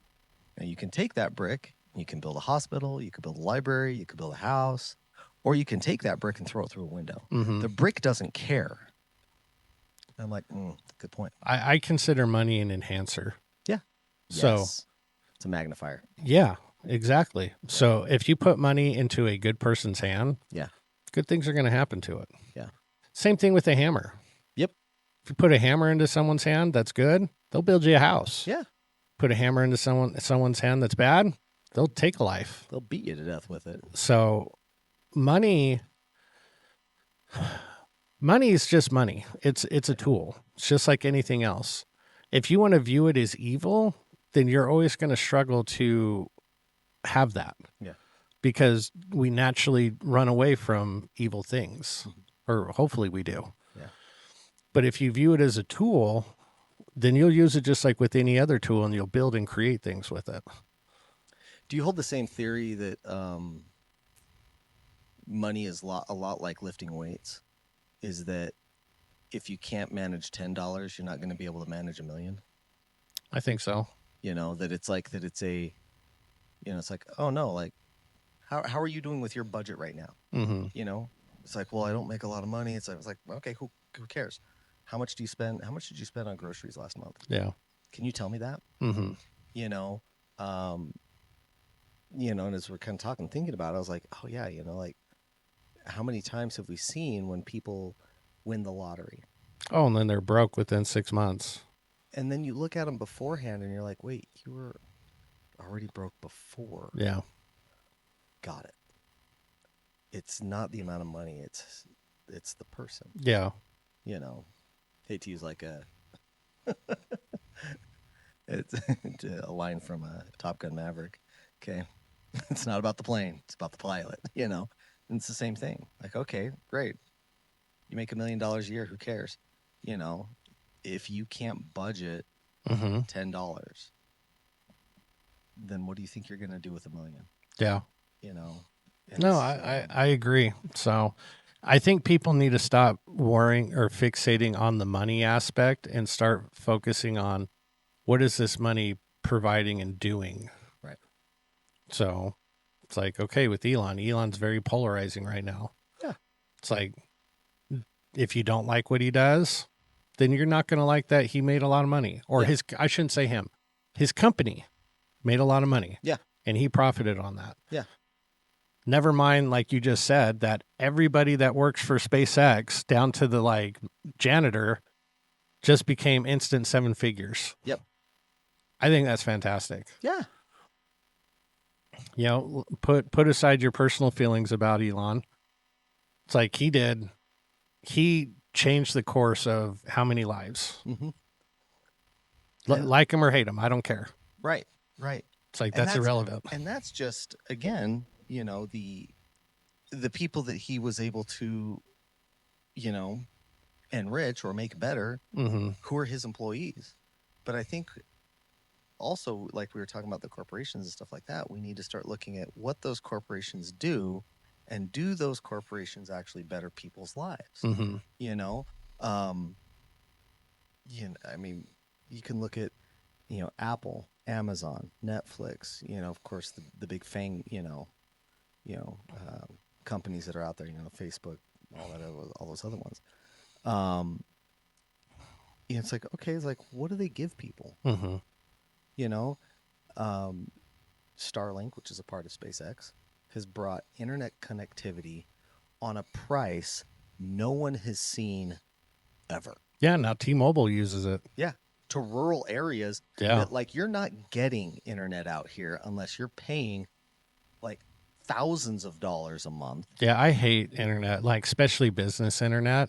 Yeah. Because they think because you're a business, they're like, oh, we're going to jack up the price. That's another, we won't even get into that. Yeah. But again, you kind of look at it, but, it made me really kind of start to think. It's like, okay, cool. Because I was fortunate enough to get a few shares of SpaceX on the IPO, which the majority of people who put in an order only got 10% of what they wanted because it sold out. Yeah. But it really kind of started making me wonder. It's like, okay, cool. How many people save enough money that they could have been in a position to do that? And what would stop people from doing that? And why is it that, regardless of how much money you make, what is it that is inside of us that makes it so that we cannot operate within that realm? Yeah. Well, I mean, just think about it also in terms of, when the housing market crashed in '08. Yeah. Like, a lot of people lost a lot of stuff. A lot of people gained a lot of stuff. Yeah. Because a lot of people bought houses they never would they ever in their wildest dreams had the ability to buy 100%. because it tanked. Yeah. And they were in a position to be like, yeah, we're going for it. Yeah. My house that I bought before the fire, we bought it 15. Yeah, 2015 is when we purchased it. And like it was $385,000 because Yeah. like it took a long time here in Utah for the market to recover. Mm-hmm. People weren't talking about Utah, which was great because, dude, housing was awesome back then. Then it appraised for freaking buckets of money. Yeah. And there's yeah. And So so that's that kind of got my head going when the SpaceX IPO was happening and everything else. I was like, what's causing people not to plan for the future? And because again, like your retirement's coming whether you want it to or not. Mm-hmm. So just don't be afraid to take some chances, especially if you're young. Yep. And work hard and be smart. Yeah. So, but moving on to our next question. All right, question number 3 is, what's one thing that jumped out at you about Cammie where you're like, she's the one? Oh, geez.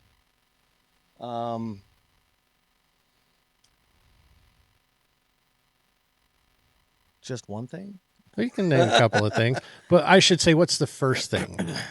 What's the first thing where all of a sudden you're like hanging out with this girl and all of a sudden you're like, So, because clearly the first thing is like physically. yes. It's like you see her and you're like, oh, they're cute. There's, But let's move past that part and think like, okay, when you were talking to them, you're like, oh my gosh, this right.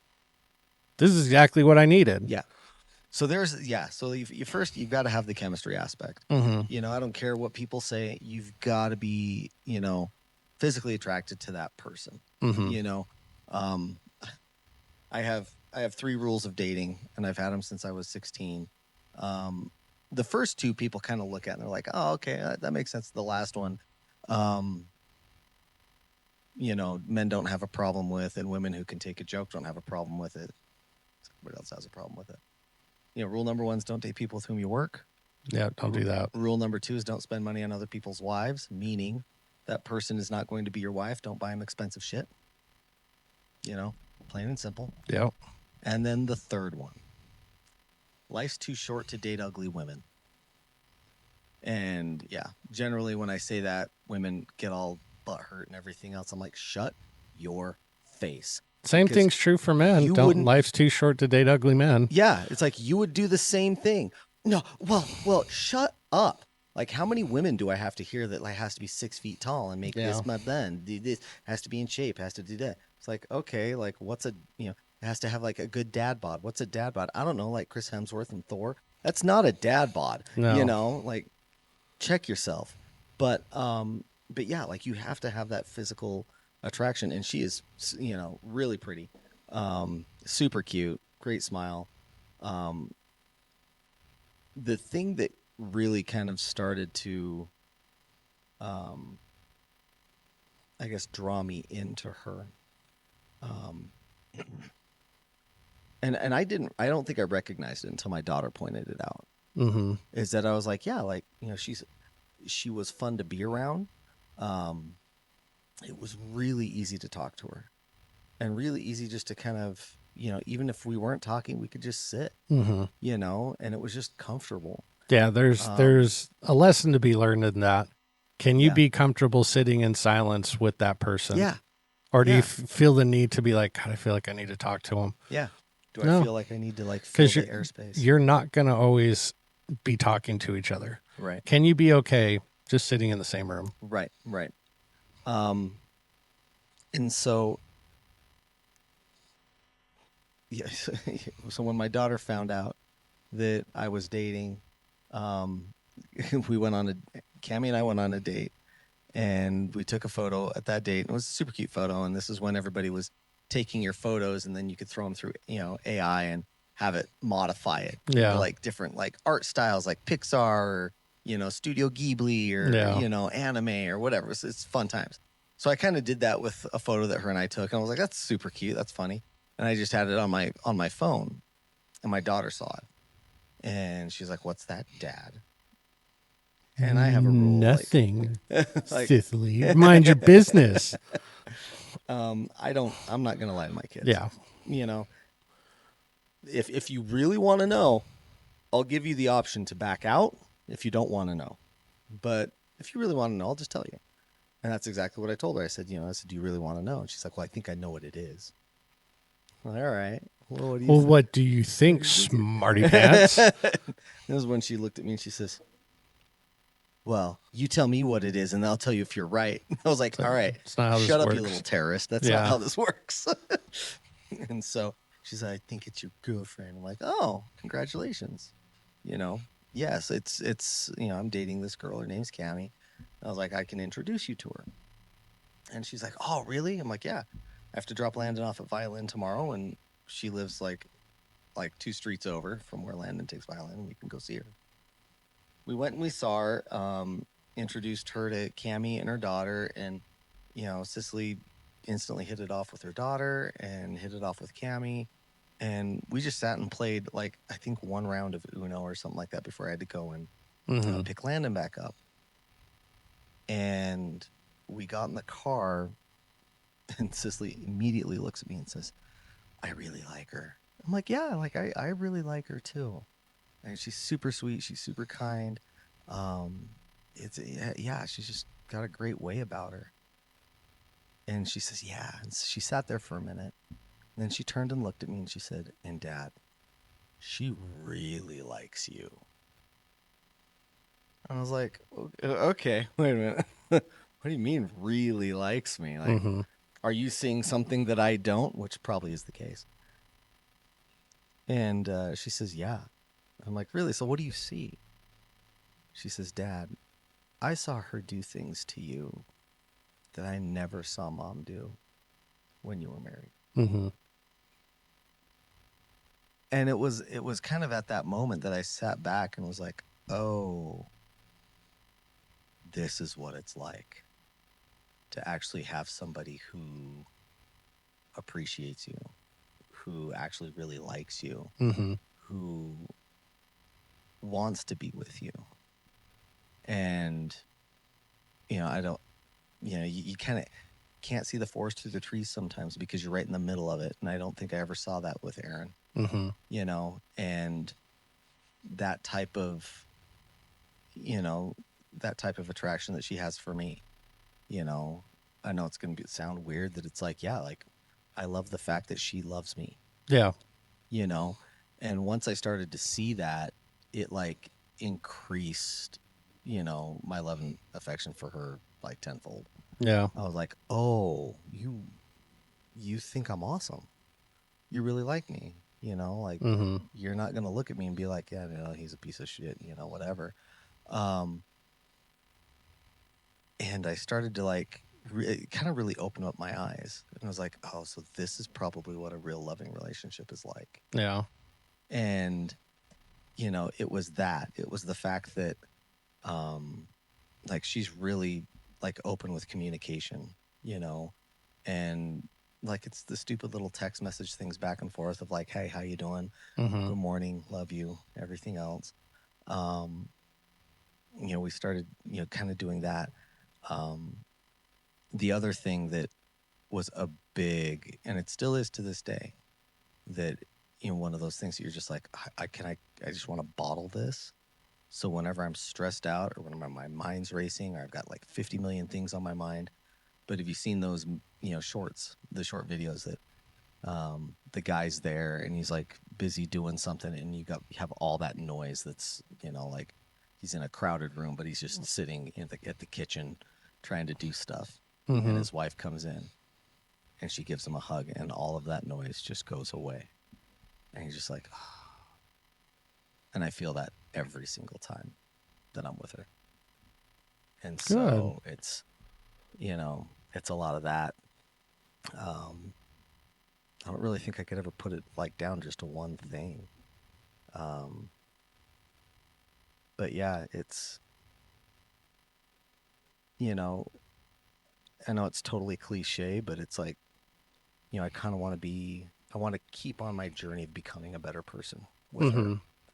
You know, I think there was a lot of growth and stuff that I did post-divorce. You know, learning how to communicate, you know, what things are within my control, what things aren't. And to have somebody who, you know, appreciates the fact that, like, yeah, like being alone sucks. Doing all this by myself sucks, you know, and finding somebody who's like, yeah, like, I want to be with you, you know, and I want to be with her. And, you know, we want to be able to, you know, build things together so that we could have a great family after this. So, yeah, kind of a long-winded way of That's all all of right. the different things that Sounds like you were describing the Serenity Prayer. Yeah, pretty much. You know, yeah, it's, you know, I mean, still one of the biggest things that I struggle with every day is all of the feelings and stuff that I have towards my ex. Yeah, but don't know? let that rob your future. Yeah. So we one thing, there was a couple of things that I brought up that I wanted to have. If we were to continue this relationship and get married, I said, yeah, the next, you know, this was before we talked about marriage between the two of us. I said, yeah, the next relationship I want to be in, you know, marriage and stuff like that. Like, I want to do marriage coaching beforehand, because I know that not only are we going to be, you know, it's my second marriage. So of course there's going to be things that are going to quote unquote trigger me, you know, that my, you know, ex did, that I'm going to be like, yeah, I don't like that. That doesn't feel good. And same thing for her.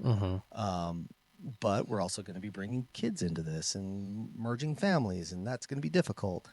And I just want to have the tools available and know what those tools are and how to use them in order to create the best environment possible for kids. I mean, you know, you kind of stepped into that when, you know, you and Shanna got married.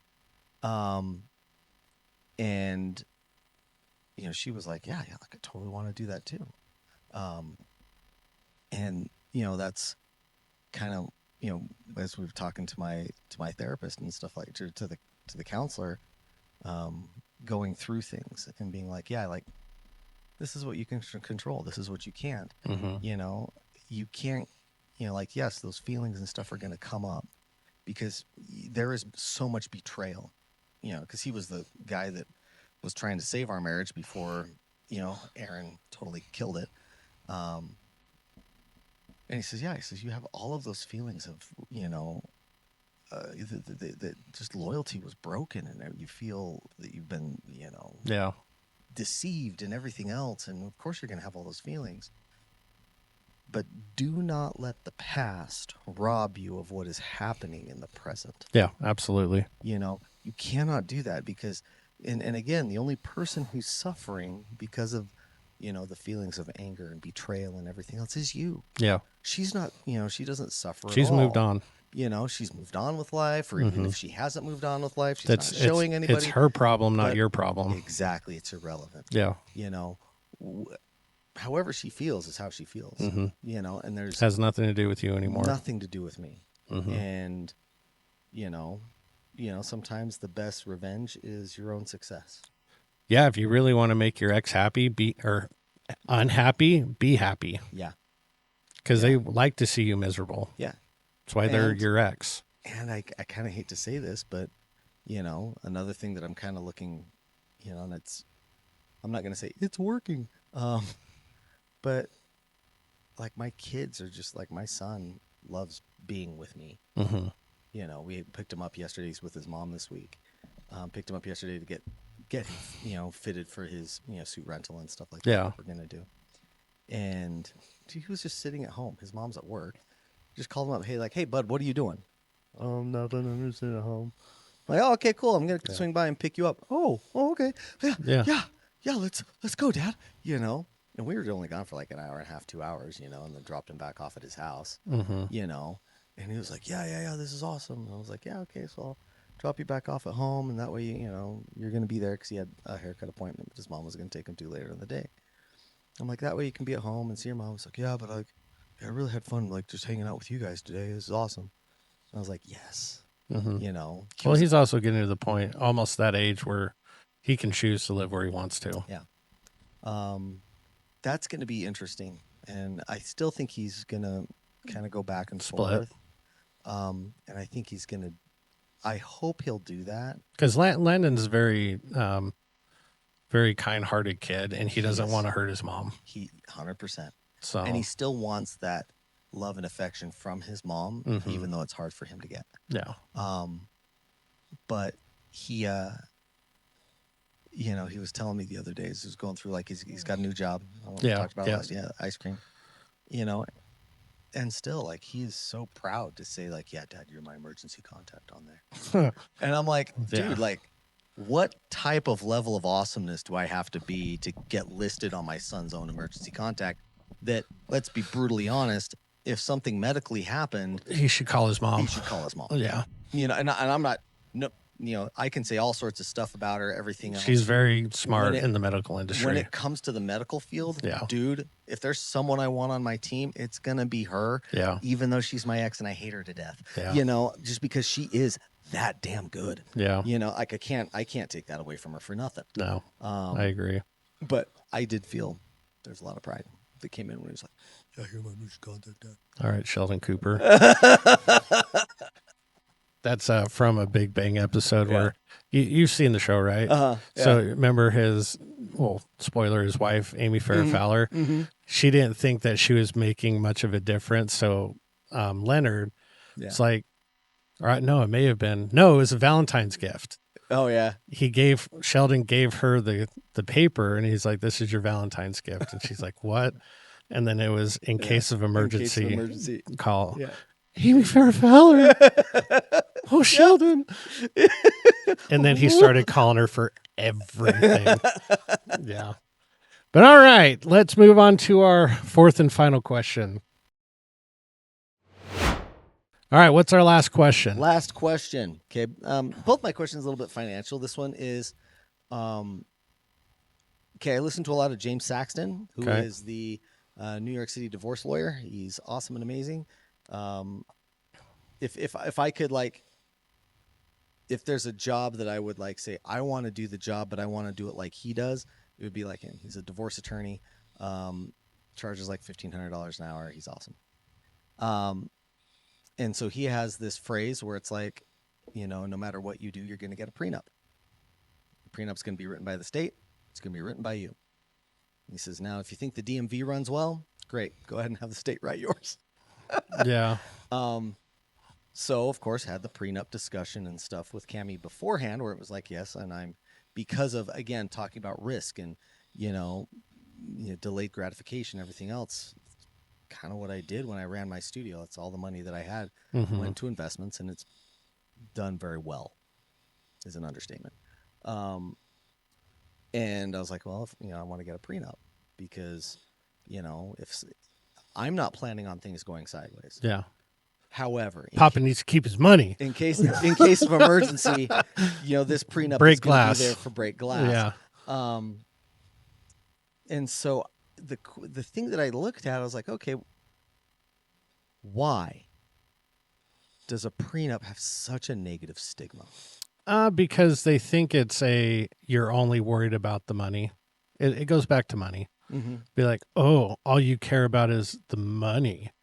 It's like, no, I care about protecting assets. Yeah. And it's funny because Shannon and I, we didn't do a prenup. We just had a verbal agreement. It's like, you stay away from the studio. I'll stay away from your stuff. She's like, perfect. And I was like, all right. It's like, if you are dealing with, I don't want to say rational, but rational adults. But anytime you throw in emotions in the equation, rationality goes out the window. I think prenups have such a negative connotation because they feel like there's rules. It's like, Oh, that's interesting. yeah, be like, oh, so I can't do that. I can't have an affair, and I don't get. Well, yeah, that's exactly what it means. You shouldn't do that anyways. Yeah. Just saying. So prenups are just, it feels like you're just dangling stuff over people's heads. I think that's the stigma it gets. It's like, hey, if you want this money, you got to stay with me. Yeah. Or I shouldn't say money. If you want all of this, all of You everything. just gestured to all of this. Yeah. I love that line so much. Yep. That pretty much Exactly. sums it up. Pretty much sums it up.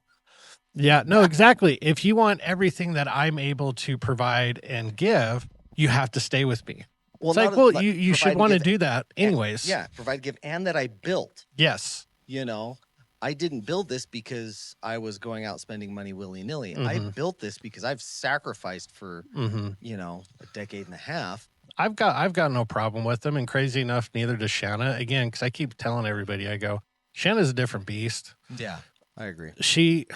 She definitely has more of a masculine mentality. And when you say masculine, everybody thinks like, oh, rugged, mean, pushy. No. She's very logical. Yeah. She can get emotional. Again, like I said, I go every now and then, I go, you turn into a girl, shut up. But she understands that. Yeah. Where it's like, God, the sacrifices that people have made, if you're going to be willing to throw away our relationship, you shouldn't be entitled to that. Right.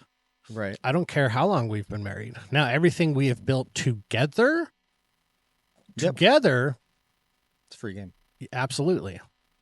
But anything pre-marriage, that's a hard one.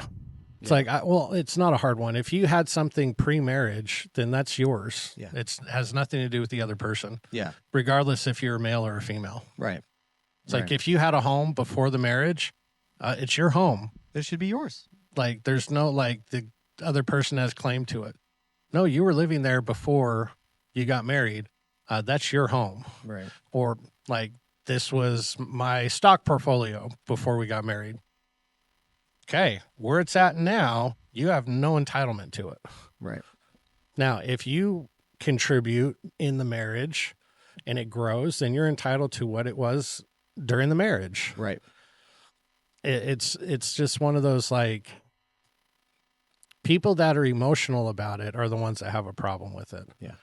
Or it's, oh, well, they did other stuff. Yeah, and that's why they're entitled to the stuff that was built within the marriage.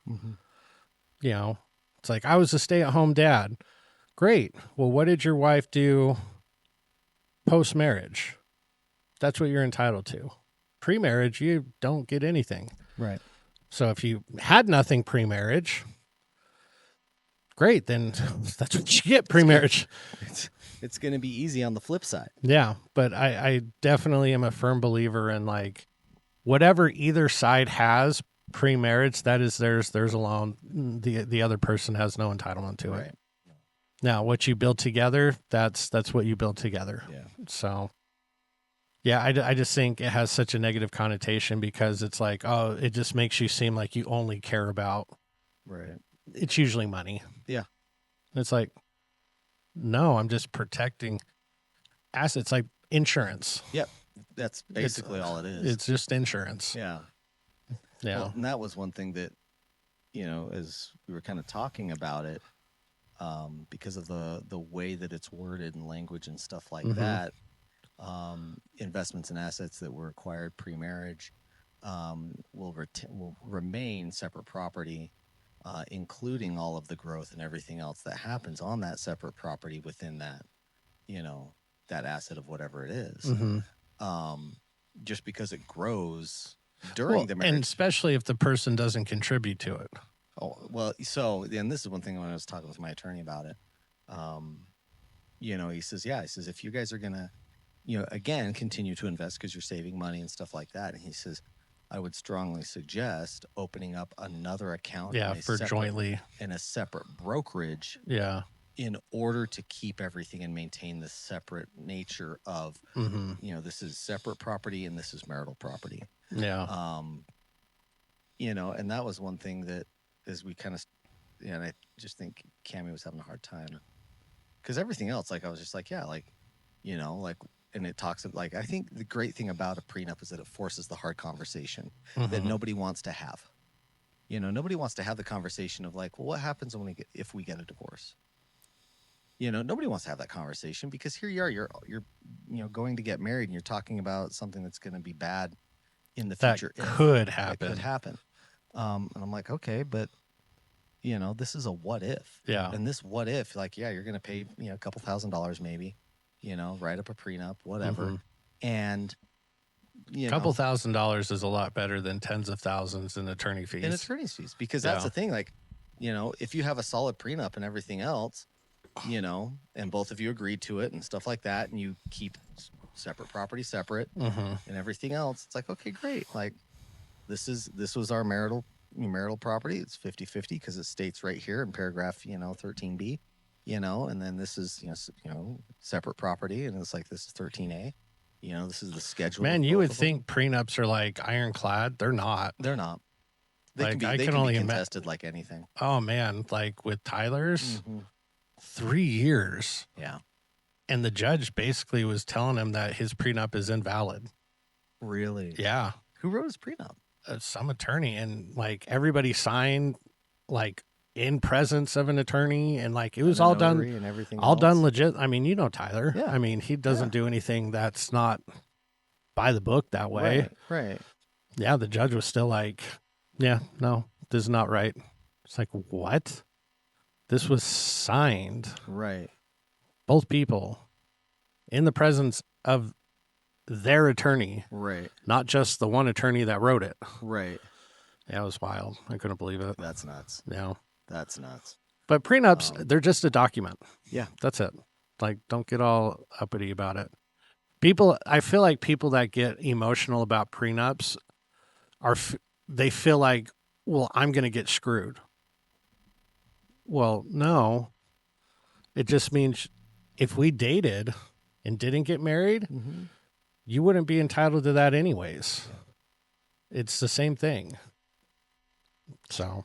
Well, and I wonder if, you know, people kind of look at it and they're like, oh, okay, like the prenup, this means forever. Yeah. You know, in the life. That means always. I'm like, no, it doesn't mean forever. It doesn't mean always. It just means if in case of the divorce, break glass, and this is how we're going to split things up. It's like, I hope to burn this. Like, I don't care. I never want to have to talk about this ever again. But we're going to talk about it now, so we don't have to talk about it ever again. Well, and I mean, it's, you know, again, back to James Saxton, you know, and he says, this is kind of a morbid thing to say. He says, but, you know, he says, all marriages end. Yeah. All marriages end. In one way or another. Death or divorce, and I hope your marriage ends in death. Yeah. And, you know, he's so right. And there's a clause in our prenup that basically states, you know, in the case of death, the will and or trust that was set up takes precedent over the prenup. The prenup. Yeah. You know, and that's what I told her. I was like, yeah, I said, this is great because once we're married and everything else, and because a will, you have to probably revisit it once every few years, you know, because assets change and, you know, everything else. I said, yeah, I said, if something happens to me, there will be things that will be stipulated inside of the will and everything else that you'll be taken care of. Yeah. And honestly, if my investments keep doing the way they're doing, you will be fine. Yeah. Like, it's not even funny. Like, and she's like, okay, well, you know, and her biggest thing was like, it was that feeling of, like you're planning, as she put it, she says, it feels like you're creating a document planning on divorcing me. No. I'm like, no, I don't ever want to do that again. Yeah. Like going through a divorce. Most people don't get into a marriage thinking about getting divorced. No. So. Yeah. But it was just like one of those things. Like, why have we demonized something that, like, again, I think it's such a good thing. And like, we had our marriage counselor appointment yesterday. We talked about the prenup.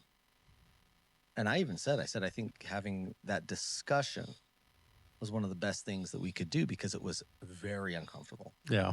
It was, you know, difficult to bring up certain things and, you know, talk about it. But I said it forced that discussion. It forced us to walk hand in hand with somebody who at the very beginning it's like, we want to bring this relationship together and create a great family unit and everything else. So I'm going to arm in arm, hand in hand, we're going to go through this, even though it's hard and it's difficult. It's difficult to have these conversations, but we're both going to be in it for the win. Yeah. So just don't be afraid of it. It's just document. It's just a document. And prenup. Plan on just doing what you're supposed to for the marriage anyways, and everything will be fine. Yeah. Don't go crazy. Moving on to our fight scene. All right, this week's fight scene, I thought about doing Thor versus He-Man, but ooh, that'd be fun. We went the other way, and we're doing Loki versus Skeletor. Oh, okay. So I'm not really too up on what Skeletor can do, so you may have to help fill me in on this, because it's been a while since I've seen any of the He-Mans, and or I should say Masters of the Universe. Right. All right, but we got round one, Asgard, Loki versus Skeletor.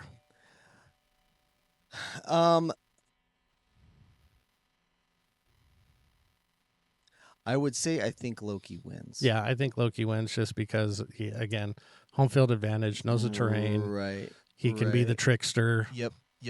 All that stuff. He can blend in. Mm-hmm. Yeah, I think Loki totally beats Skeletor round one. Right. Okay, round two we have in Eternia. Yep. That one definitely I'm going to give to Skeletor because, I'm going to give it straight to him. Yeah. Mm-hmm. I definitely think Skeletor pulls out the win. Yeah. In round two in Eternia. Yeah. Okay, now we've got round three. No necessarily special powers. Hand-to-hand combat, in a cage. Yeah. Who you got? Dude, I got Skeletor. I would say Skeletor also. And the reason why is because, and this is, again, I loved Masters of the Universe. Yeah. It was, so have you seen it yet? I have not. Oh, dude, it's good. It's so good. The thing that I think was so good about what they did is that, unlike Loki, mm-hmm.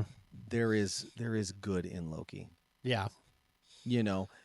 Is he struggles with it. Is he misguided? Yeah. Is he kind of selfish sometimes? Yeah. But is he truly evil? No. I don't think to the core, no. No. He's a trickster. Yeah. Skeletor is truly evil. Yeah. Like he just doesn't care. Yeah. And that ability to give 0 Fs. Yeah. Is what would cause him to win. There you go. Yeah. All right, we got Skeletor winning 3-2 or 2-1. I'm sorry, 2-1. But moving on to our joke of the week. All right, you get a joke this week? Yes, I do. All right, what is it? It's one of those jokes. I'm gonna say it in the voice too. Okay. Wine is just grape juice with a yeast infection. Yeah. Till next time. Till next time. Yes. Those memes are the best. They're so good. I love those. Okay, mine. What do you call a chameleon that can't change colors? I don't know. A reptile dysfunction. Oh my gosh. That one's good. That one's good. Hold up a minute. I was like, oh dude, these are so funny. I'm saving these. I'll make sure that the volume's down so you don't get copyrighted. Remember, adults are probably spanked more now than children. Till next time. It's probably not wrong.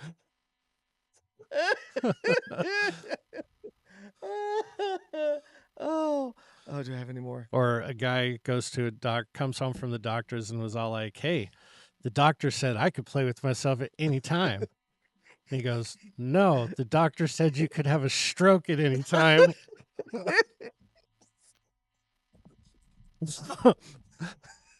Be careful. So when you have a ball peen hammer, it's not supposed to be used on your balls or your peen. Or these same guys come home from the doctors and says, doctor says I can't have any more fatty food. And the guy goes, no, he said you can't have any more food, fatty.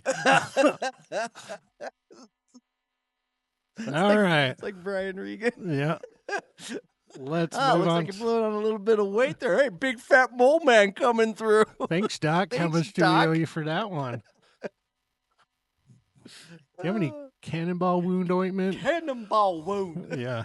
I love that guy. All right, moving on to our moving shout outs.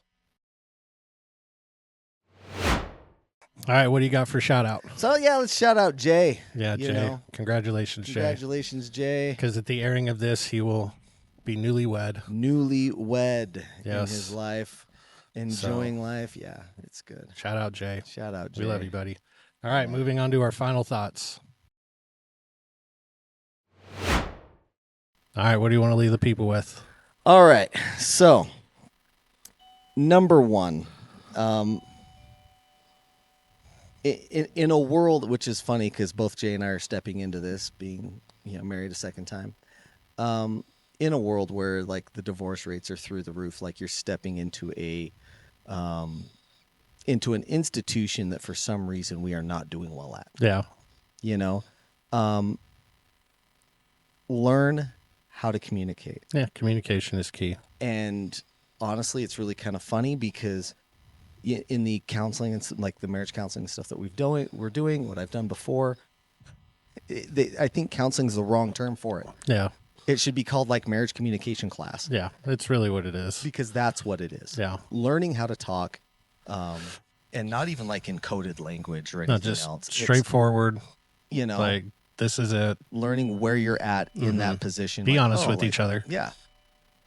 Be honest. Honesty is the best policy. Talk about stuff. And yeah, and again, families are great. Yeah, they are. And Life is always better when it's shared with someone else. yeah, Yep. yeah. And if you're in a relationship, this is one thing that I will say, and you're thinking, well, why don't they do anything for me? Why don't do it? They do a That- lot of stuff for That you. should be a sign to you that you need to get out of your own head and start doing stuff for them. Well, Yeah. what are they going to do for me? Doesn't That's matter. wrong. Doesn't matter. Doesn't matter. You should just do stuff for them because they are your spouse. It's not keeping score. Nope. It's if you have the ability to do it and help, you Help have 'em the out. ability and do the help. But all right, thanks for kicking it with this week, you guys, and we will talk to you next week. Sweet.